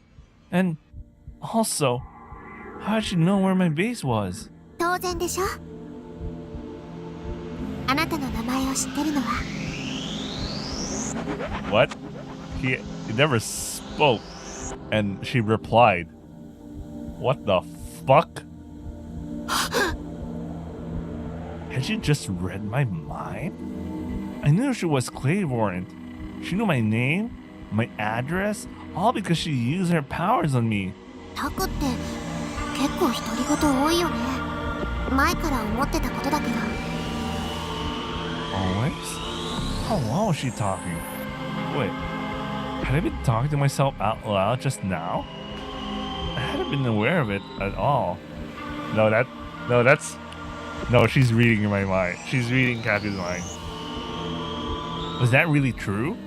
Had I really been talking to myself out loud?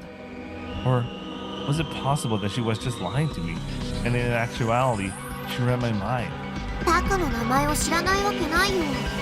私、物覚えはそんなに良くない方だけど。友達の名前くらい覚えるよ。それともタク、私のことバカにしてる？そりゃ私、テストの点数はそんなに良くないけど。めんと向かってそういうこと言われると傷ついちゃうな。 Was someone here crazy? But who was it? Me? Her? もしかして転校生。そういえば近いうちに転校生が来るらしいよ。スカッチン先生が言ってた。 There were two different conversations going on here. The terror from earlier, together with the anxiety of having no idea when it gets killed, was starting to fade. But rushing in to replace it was a completely new kind of dread, slithering in to slowly erode my mind. もしもし、その顔はまさかまだ信じてくれてない？誰だ？ Who was she? A murderer? A demon girl? That was who? うわ、タクこそクラスメートの顔を覚えてないんだ。ひどー。 Did she say classmate? So we weren't just friends, but classmates too? でもまあしょうがないか。タクはあんまり学校来ないもんね。だからって私の存在丸ごとなかったことにするのはどうかと思う。私の名前本当に忘れちゃった？そんなことないよね。知ってるでしょ？あなたは知ってるはず。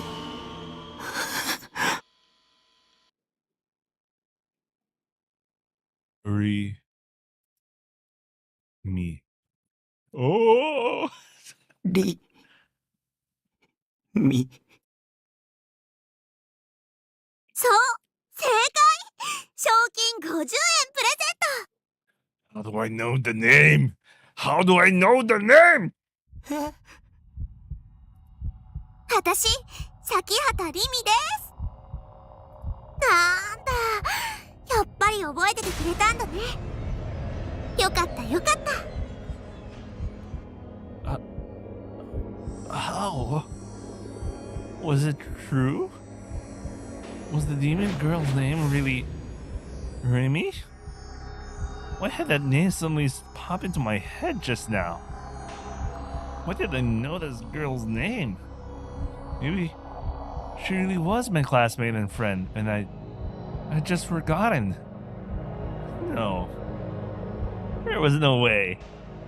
I'd never even heard of the name Sakihata Remy. It had to be a fake name. It had to be when I said Remy, she just decided that it'll be her name right then and there. It was like one of those spam emails from the Nigerian prince that used your personal info. By the way, he still owes me a lot of money. Just kidding. Besides, other than you, I never met a 3D girl who talked to me like we were this close in my life. And you was the demon girl's underling. Wait, that was it. What the girl calling herself Sakihata was doing right now was exactly the same as you had done. This Temptress knew I wasn't used to interacting with 3D girls, so she was attempting to lure me into a trap by behaving all friendly and trying to seduce me. It was the exact same strategy. And the thing is, well, I barely remembered my classmates' faces at all. I didn't plan to either. I can say with absolute certainty that I'd never seen this girl's face in the same classroom as me before. Probably. Damn it. I couldn't completely rule it out. After all, whenever I was at school, I was usually glued to my desk until the final bell, pretending to be asleep, having delusions, staring into my desk, refraining and reading my textbooks. I didn't do anything else. I had next to no memory of my classmates' names and faces, so I didn't even try to remember any. Which was it? Was she telling the truth, or was it a lie? No. It didn't matter whether or not we were classmates, because the one thing I knew for sure, the one hard, indisputable fact, was that she had committed murder. もしかして本気で思い出せないの？さっき頭打ったせいで記憶喪失になっちゃった？ The demon girl reached for my head. retreating back under under the desk to try and avoid her. タク変だよ。じゃあ大地に聞いてみて。そしたらタクも思い出せるかも。Daijin? What the hell was that? Was that a person? Or some sort of secret code? Another demonic incantation? 大地だよ、大地。三角大輔。She knew Misumi-kun's name? And not only that, she was calling him Daijin? She wouldn't call him that unless they were really close. ちょっと待ってね。The demon girl reached for a bag on the sofa. A bag that wasn't mine. I took out a cell phone.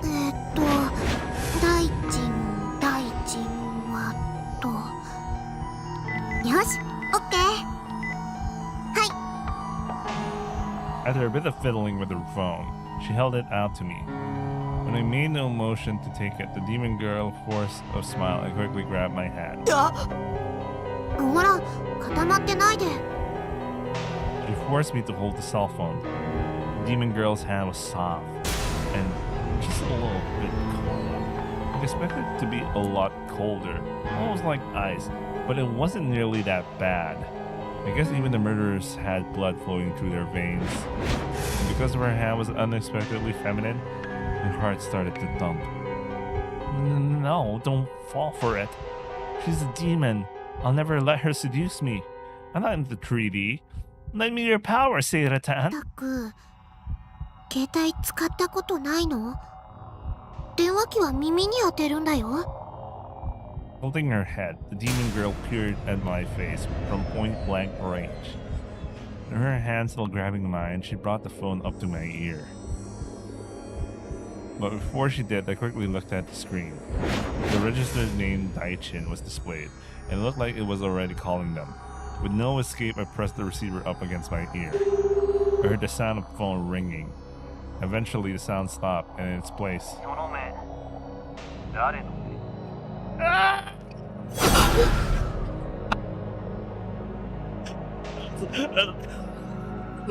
They start their shit. Were they saying that to me? Or to the demon girl? Why had they said that? The person on the other end remained silent. Did it say who they were? It sounded like they were downtown or something. As I could hear a bunch of noise coming through the receiver. I was so confused.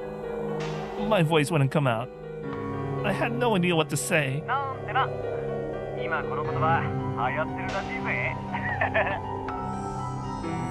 Misumi-kun, or at least who I thought it was, quickly reverted to his normal tone. Rimi. Sakihata Rimi. Misumi-kun knew her? Well, it wasn't like that was anything unusual. Misumi-kun was a natural-born playboy after all. I wouldn't be surprised if he'd gone out with a demon girl in the past, or even if they were in a super intimate relationship now. That didn't matter to me, though. What I needed to know was whether the demon girl was my classmate or not. タク、大地出た？ Demon girl once again peered at my face. Shit. It was too close. I turned my back to her and spoke into the receiver. 僕、西条。なんだ、タクか。リミと一緒にいるのか？ Oh, why had he responded so nonchalantly? Him acting so natural made it sound like me being with the demon girl was an everyday occurrence or something. またリミに振り回されてるのか？大変だな、お前も。でもよ、一つだけ言っていいか？お前、そろそろ自分の携帯変えよ。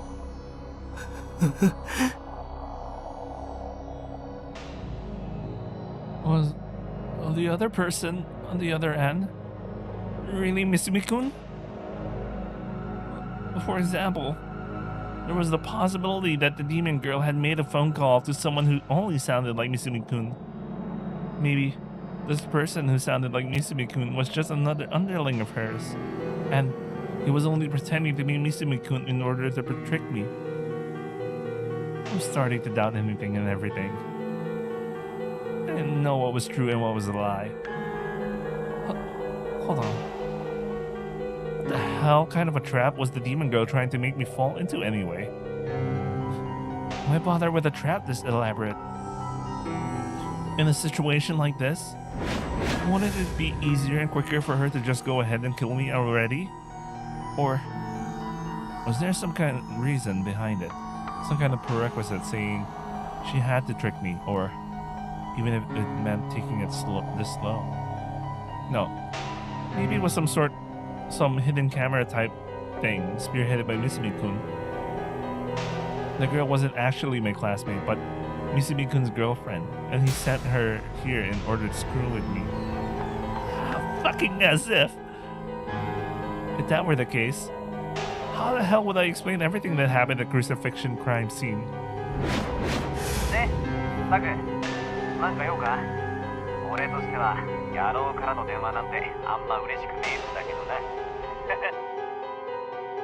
His tone of voice sounded exactly like Misumi-kun's. The more I heard, the more convinced I was that the person on the other end had to be him. 女の口説き方でも教えてもらいたいのか？なわけねえか。Did I start talking? I sensed a gaze on my back. The girl was staring at me. The chills on the back of my neck still hadn't gone away. What kind of expression was the demon girl making? I wanted to turn around and see for myself, but I was too scared. で、なんなんだ？今俺も女と一緒なんだよ。なるべく手短に頼むわ。その、なんだよ。早く言えって。うちのクラスああ、うちのクラスがどうした？いる何か？女子あ？咲畑って名前の。Despite steadily becoming let me stop the voice. Despite steadily becoming more and more incoherent, I somehow managed to explain myself. Suddenly, Misumi-kun stopped responding. Silence. However, I could still hear the noise of the city around him, so the call hadn't disconnected or anything. Why was he talking?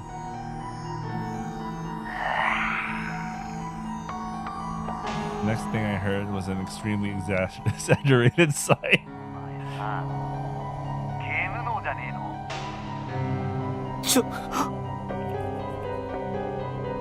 ？What?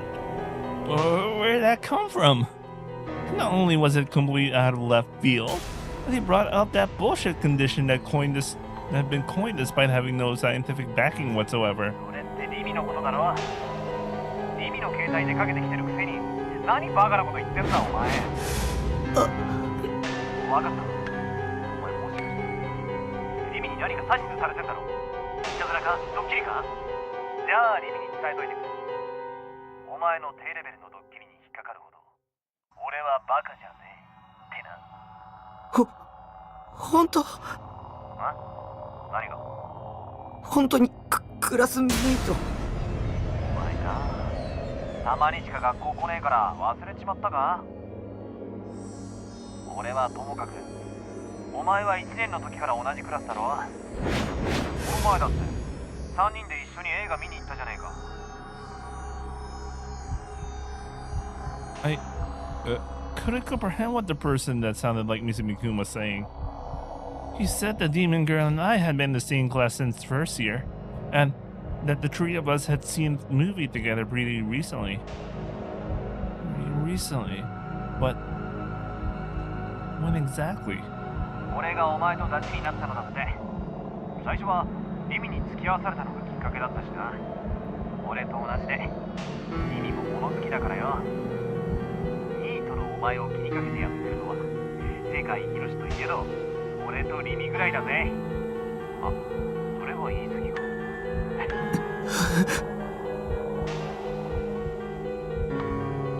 The words I heard on the other end of the call Not a single one of them I felt real to me. I had absolutely no memory of any of it. I couldn't acknowledge that any of that happened in the past. I just couldn't. It was all some story that person who sounded like Misumi-kun had made up. It couldn't be my past.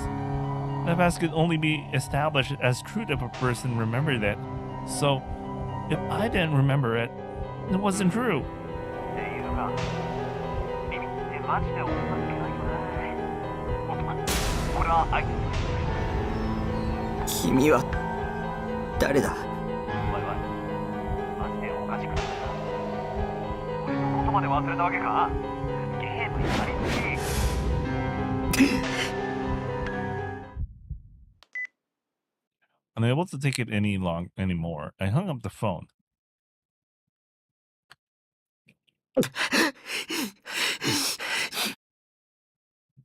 My breathing had grown extremely heavy without me noticing.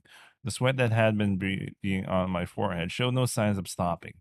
In fact, it was increasing. Long trails of sweat trickled down my entire body, starting from my face and ending at my feet. How the hell does that happen? たく、汗びっしょりだよ。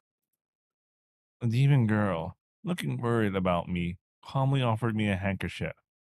A cute patternless vermilion handkerchief.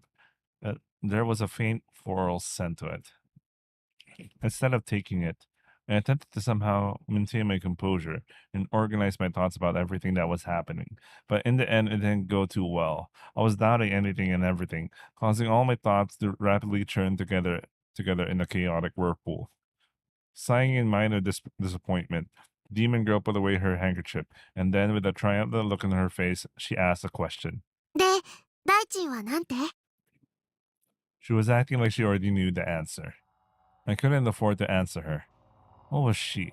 An ordinary classmate of mine? Or a monster? I had no idea. Maybe I was the crazy one. Taking the chat with chat with Shogun into consideration, I couldn't rule out the possibility that someone other than myself was controlling my body. Oh man, we're having Sumihibi all over again. Quote unquote. I already know it's not, but you know. Or maybe all my memories of the demon girl, or the girl named Sakihata Rimi, had somehow gotten knocked right out of me due to some freak accident or something. At this point, I didn't know anything about myself for sure. Did I have amnesia? Did I sleepwalk? Or could it be something else entirely? 大丈夫？体、辛いならソファーで横になる？ Demon girl spoke to me kindly. Don't let your guard down. Anyone who acts nice to an otaku freak like me must have some kind of ulterior motive. I shook my head, putting my strong will to resist against the demon girl on full display. Then, using that same strength, I raised my head. Sweat got in my eyes, blurring my vision. The demon girl's face was a lot closer than I expected it to be. What color eyes were those? なんでなになに？ここにいる？なんでって、タクに会いに来たんだよ。もしかして勝手に部屋に入ったこと怒ってる？でもそれはタクがちっとも返事してくれないから悪いんだよ。結構長い時間ごっこしてたんだから。I trusted the cell phone she'd given me back at her. As I watched the demon girl timidly take it back, I asked her once again. なんで今度は何？ここにいる？ What was her reason for coming here? If she'd come to kill me, she would have done it a long time ago. So, why wasn't she doing anything? ああ、ここに来た理由？ね。 The demon girl reached into her bag and pulled out a single sheet of paper. はい。進路希望のプリント持ってきてあげたの。 I found myself taking it from her without really thinking. She wasn't lying. The piece of paper did have the post-graduation aspirations written on it, along with the 3 blank spaces to write your answers in. Was that it? Was that really all she'd come for? 帰ってよ。don't want anything to do with her. I don't want anything to do with any 3D girls. This is the trap. Don't listen to her. This isn't reality. This is a game, one filled with bugs. There are way too many contradictions, and doesn't hold together as a proper story. 僕に関わらないでよ。 If you don't intend to kill me, then just leave me alone. I am me, not some that isn't me. Maybe friends with Sakihata Rimi, but that me has nothing to do with the current me. Leaning my head, I closed myself off completely. I kept trembling and trembling, envisioned the girl known as Sakihata Rimi wasn't there anymore. Not long after, I heard the sound of the door opening, telling me that the demon girl had left.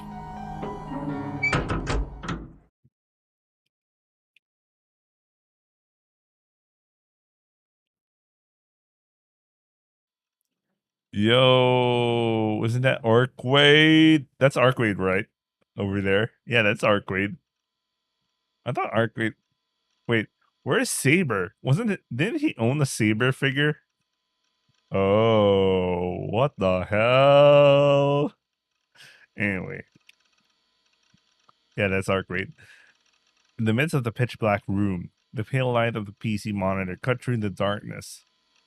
Pictured on the screen was Sayadatan's screensaver from Blood Tune the animation.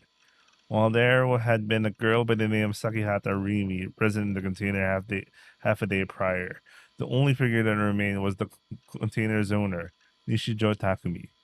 It was already 5 in the morning. In Takumi's daily life, he would play video games, online games until dawn, and collapse onto the sofa once he couldn't keep his eyes open any longer. Even now, Takumi was asleep on the couch, twisting in a seemingly uncomfortable position. He never used his bed for sleep. He did indeed have a proper bed, but it was already occupied by manga, CDs, and other random piled-up media. He could never be bothered to tidy it up, so his bed had effectively been repurposed into his storeroom. Ever since then, he had utilized his two-person sofa as his one and only place to sleep. A pained moan escaped from Takumi's lips. Perhaps he was having a nightmare. His entire body was perspiring, and his closed eyes twitched and trembled. His expression was wrapped in agony. It was tossing and turning so frequently. He came very close to falling off the couch. Right before he did, however, his eyes suddenly and explicitly shot open as he faced the ceiling. They were bloodshot, and his eyeballs were faintly convulsing. Still in that state, without blinking even a single time, he rose from the sofa.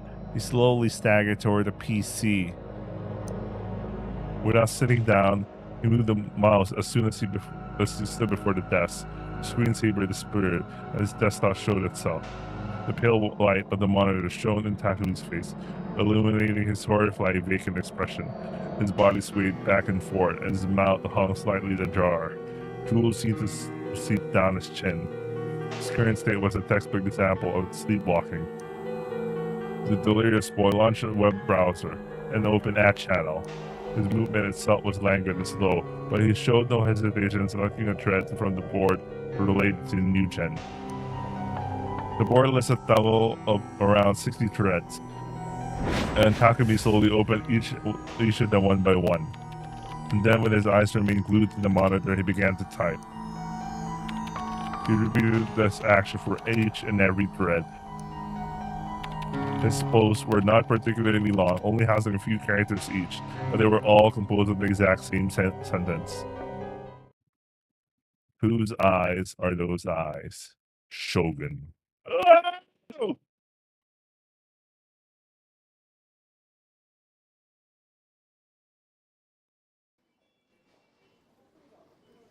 I went to the hospital first thing next morning. They hadn't confirmed it the last time I'd come here, but today they would definitely tell me I was normal. Wait, give me a second. I need to fix something. Something's weird going on. Give me a second.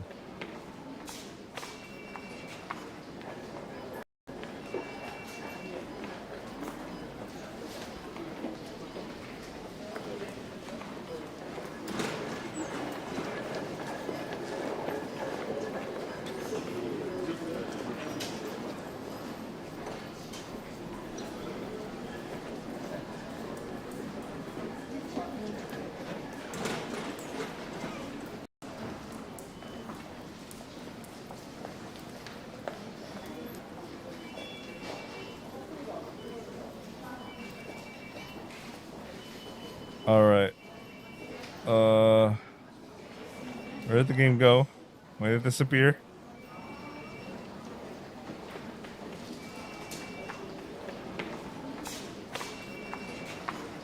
Wait, where did the game go? It's not showing in my OBS though.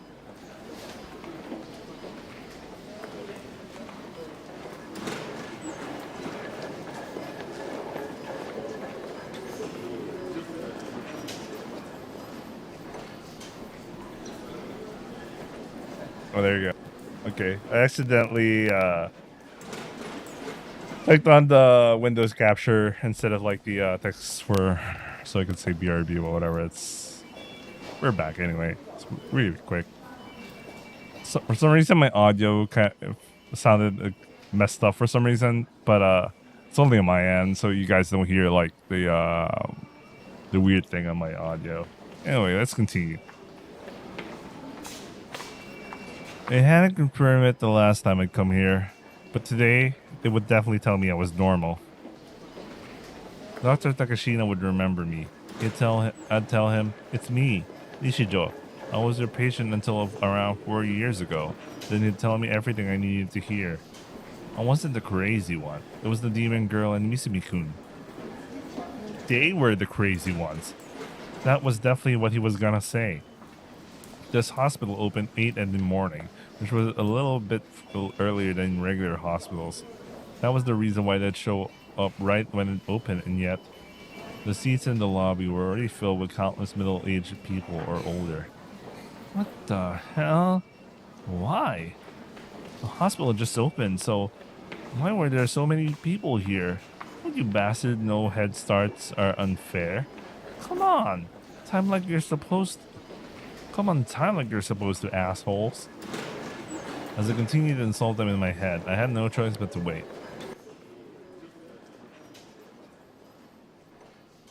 About an hour passed before I really started to regret not having made an appointment. But right after I started thinking that, they called my name, and I was immediately relieved to know that I wouldn't have to wait as long as last week.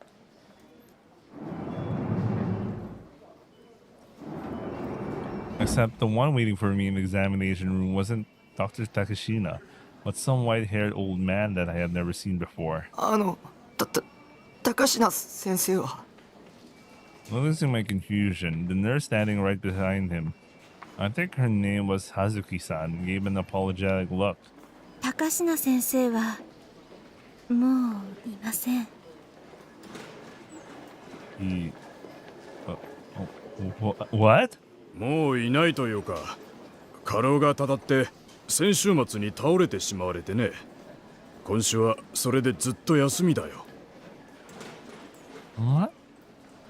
This couldn't be happening. My one and only ally. Wait, had you really collapsed from fatigue? 陰謀だ。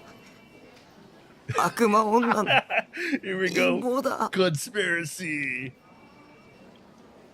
It's the organization. You know, the organization. El Psychon Guru. Shut. 西條さん They had to have poisoned his food, or sent him a death threat to scare him into submission, or done some other horrible act to psychologically break him. This had to be the work of a demon girl. She was trying to isolate me from my allies so I'd be defenseless against her assault. There was no way in hell I was going to let anyone other than Dr. Takashina examine me, so instead of getting checked up, I ran away from the hospital.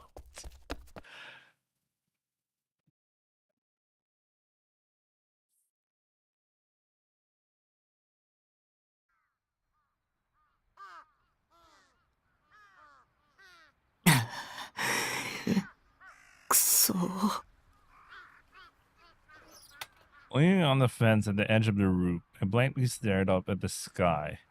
The skies of Shibuya were dim and lightless. It had to be crazy to call them clear. 病院にはもう行かない方がいい。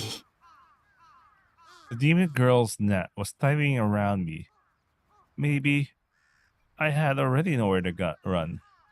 Maybe the detectives I met yesterday were imposters. Maybe in reality they had been the demon girl's underlings all along. They've been just testing me. That had to be it. The timing had been just way too perfect. The demon girl had broken into my room right after they had talked to them. For fuck's sakes. She was a demon after all. She wasn't human. Controlling and manipulating the human mind would be child's play for her. I had no evidence of that though. But at the same time, I had no evidence proving she wasn't a demon. Which meant the only way to stay alive was just to assume the worst case scenario. Did I really have no one on my side? It felt like everyone was against me. No matter where I looked, no matter who it was, all I saw was yet another one of the demon girl's underlings. 助けて。誰か助けてよ。 Why didn't I have even a single ally? Oops. Why wouldn't anyone come save me? Why did only I have to suffer so much? Felt more helpless than ever. I just wanted something to support me. Someone who would protect me. Something that would protect me. I didn't care who or what it was. Just someone. Something. Please. Grant me salvation. And then, just as suddenly, Fess, Kishimoto's Ayase's face appeared in my mind. I remember what she said to me when we met at school. I've been lost in my own delusions at that time, but Mizumi-kun told me what she said. Find a sword. If you do, you will be granted salvation. ケン。 If this was a game, I'll be the protagonist, and there'll be a cliche story moment where I obtain the legendary sword and triumph over evil. At this point, I heard the word sword from two different 3D girls recently, and an extremely close proximity at that. There still remained the possibility that Fess was on my side. Girl B, however, I think her name was Senna, had a pretty high chance of being one of the demon girl's underlings, judging by her attitude. A sword. ケンだ。ケンを手に入れるんだ。そうすれば。 I started talking to myself like I lost my mind. I was grasping at straws at this point. If I just get my hands on a sword, I might be free from this nightmare. I couldn't help but hope for that. It wasn't that I believed what Fess said about granting me salvation. I just had nothing else to cling to. At the very least, I should do some research. Wait, why are the figures different again? Saber's here? Where's Arkway? What the fuck? Oh fuck? I hate that inconsistency, man. I promptly tried searching for it online. I started off by checking to see if the swords Fess and Senna were carrying appeared in any anime, but I couldn't find anything, at least from the seasonals. I decided as much. I always checked out the newest anime after all. Considering there were upwards of 30 to 40 of them in one season, it'll really pile up on me if I tried to watch them all. So I just watched the first couple episodes to figure out which ones to keep following from there. When I try to figure out which seasonals I should watch, I try to look in threads, or the threads in the place to discuss them, or like based on the description, or if I feel the poster or whatever, because there was no. I wouldn't go to the effort of like watching a few episodes because that's already time consuming. Anyway, that was random. Naturally, since Mewtwo existed, I had no trouble completing my lineup from channels such as BS and CS. So there was no way I'd overlook any anime. And those swords weren't in any shows I checked out. The swords both had extremely distinctive shapes, so if they showed up, I definitely would have remembered them. Although, if someone other than myself had been controlling me when I saw it, then there was nothing I could do about it. Next, I tried searching for the swords themselves, rather than the anime they might have appeared in.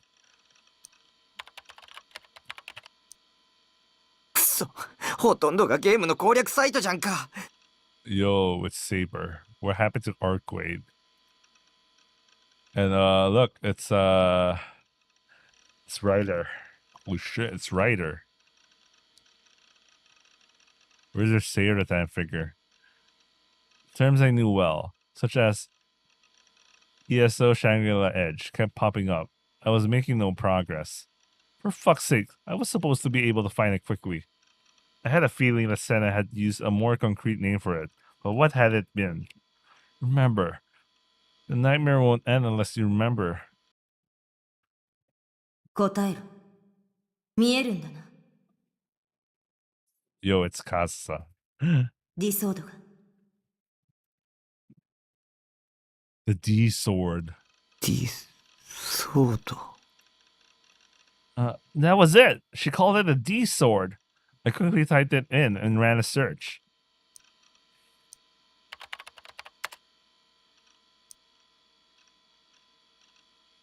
I got hits.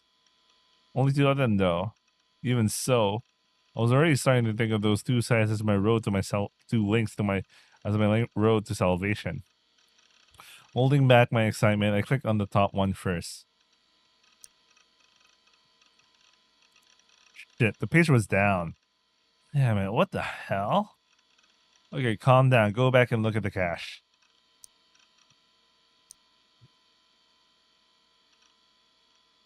The page had an illustration on it. Must have been a recreation of how swords were described in various books. 元ネタは伝承か。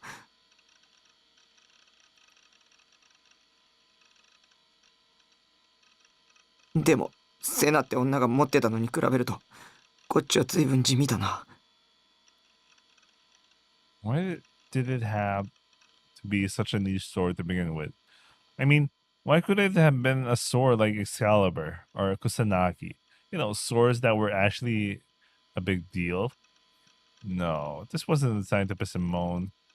Niche or mainstream, I didn't care as long as it could save me. I decided to research it a bit more.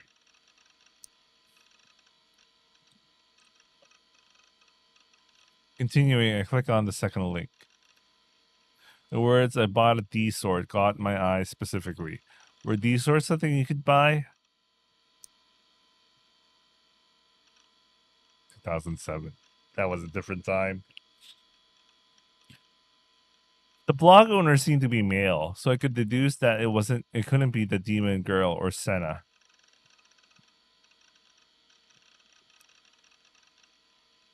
And the energy shown in the writing was way too different from Shogun's. Was he a completely unrelated third party, or could he have deliberately changed his writing style? What the fuck? I knew that no answer would come to me no matter how much I thought about it, so I gave up and stopped looking at the blog. More importantly, it seemed like the store he mentioned, Town Vanguard, was located in Shibuya. I had a feeling it was too good to be true, but I also had a feeling that it was predestined too. Looking at it from another angle, maybe the exact reason I'd run into a girl holding a D sword in the middle of Shibuya twice was because the sword was located there. Wait, was it underground stuff like that supposed to be secretly be popular among a few minority groups in Shibuya? Pretty sure it was.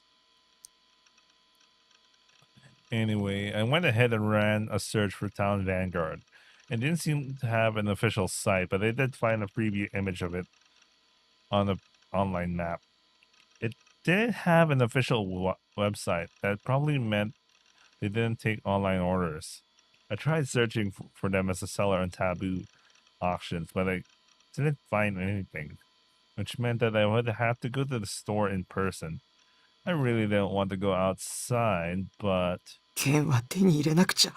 手に入れないとダメなんだ。I had now come to think of the sword as my sole and only means of opposing the demon girl. I didn't have any idea what I would actually do after I got it, though.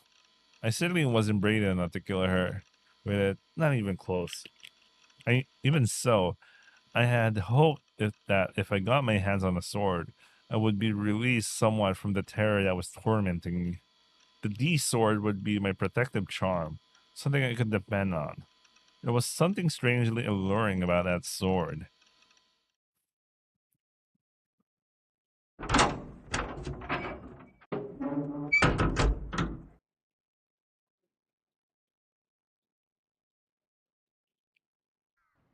I wonder what's special about this guy. It seemed like the store was located somewhere near Cat Street. Cat Street was a long winding road next to Meiji-dori and ran from Shibuya to Harajuku. Apparently, it had been built on top of an old street that had been reclaimed a while back. Wait, are they literally talking about... Wait a second. This can't be. Oh, they literally call it... It is a real name. It is a real name. It is a real name. It is literally called the Cat Street. I thought it was like the name was translated or something. No, it's literally Cat Street. I didn't know that.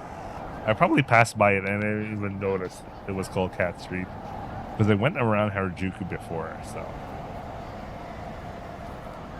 Shibuya to Harajuku to Meiji. Anyway. There were a bunch of reasons as to why people started calling it Cat Street, such as it was being frequented by feral cats, or that it was so narrow that only cats could use it. But it wasn't like it made a difference to me either way. Cat Street was pretty far away from my base.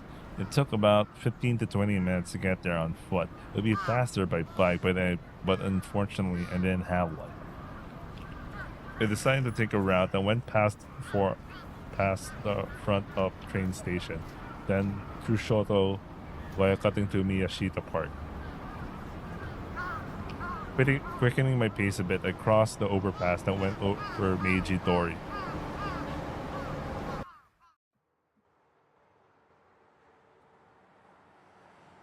Oh, I know this street. Yeah, I already went through this in real life. I went through this street in real life. I remember this. I'm surprised. I actually went through this before. No, this exact same... Yeah. I went through this before.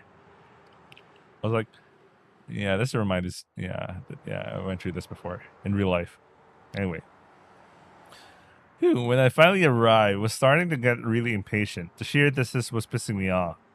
Cat Street was nice and quiet compared to Center Guy. Felt much more like a Harajuku than Shibuya. The stores lining the streets here were only aimed at trend chasers I wanted nothing to do with. Fuck them, to be honest. Knowing how out of place I was just made me all the more pissed off. It was completely foreign territory. Every last one of the assholes around me thought they were so damn cool. There were even some couples thundering around that in the shopping district. Whatever. They were probably just a bunch of broke shitheads trying to pretend they had money, so they were likely just window shopping. Lamau, waste of space. I was starting to regret coming here at all, but I reminded myself that all the suffering would be worth it once I got the sword, so I just sucked it up and kept walking.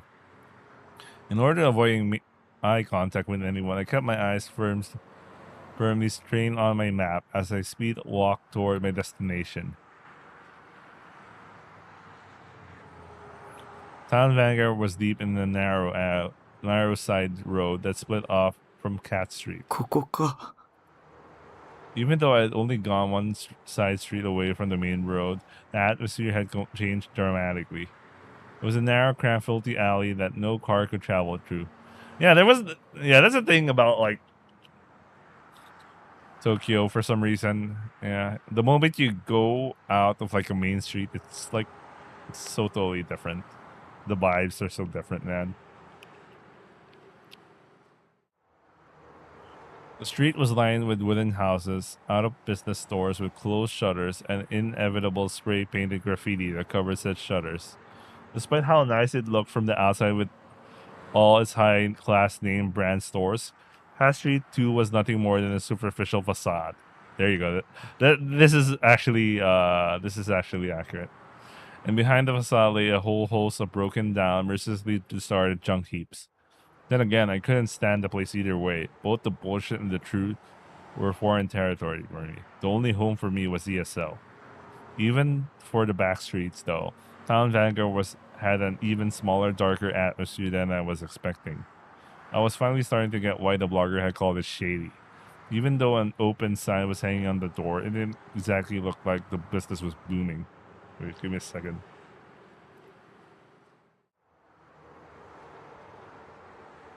And that was being generous. Thanks to that, it was extremely hard to convince myself to go in. However, was I a guy who couldn't even go to a Gyuden shop by himself, supposed to enter a sketchy ass store like this? Oh my god, that's so bad. He's so socially socially awkward when it's wouldn't be a right description. You know, he had incredible social anxiety that he couldn't even go to a Gyuden shop. You know, it's a place where you could totally avoid any kind of interaction. Like, I think the last Gyuden shop I went there was just like a pure touchpad, and they'll just bring you the tray of food, and you know, don't even need to talk to the person. Or sometimes it just, you know, it just arrives, you know, because there's like some sort of weird machine. Then you, after eating, you just drop off the tray somewhere. You don't eat to like interact at all, but you know, I don't know, maybe Kyuan shops at 2007 was a different time. Anyway, wait, I'll be right back.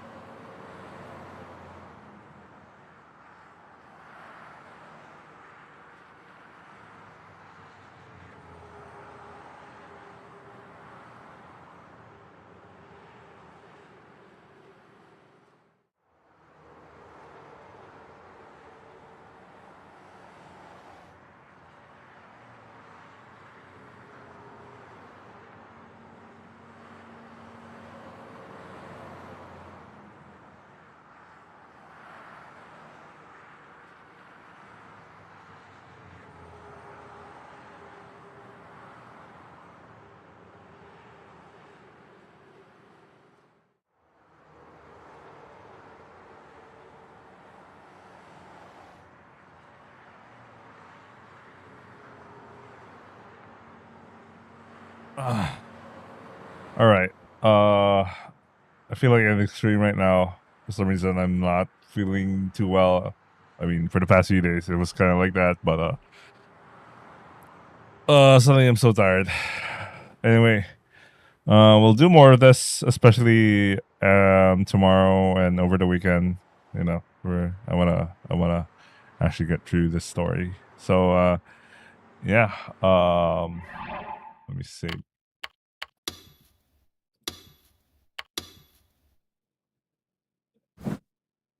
What a way to end the chapter.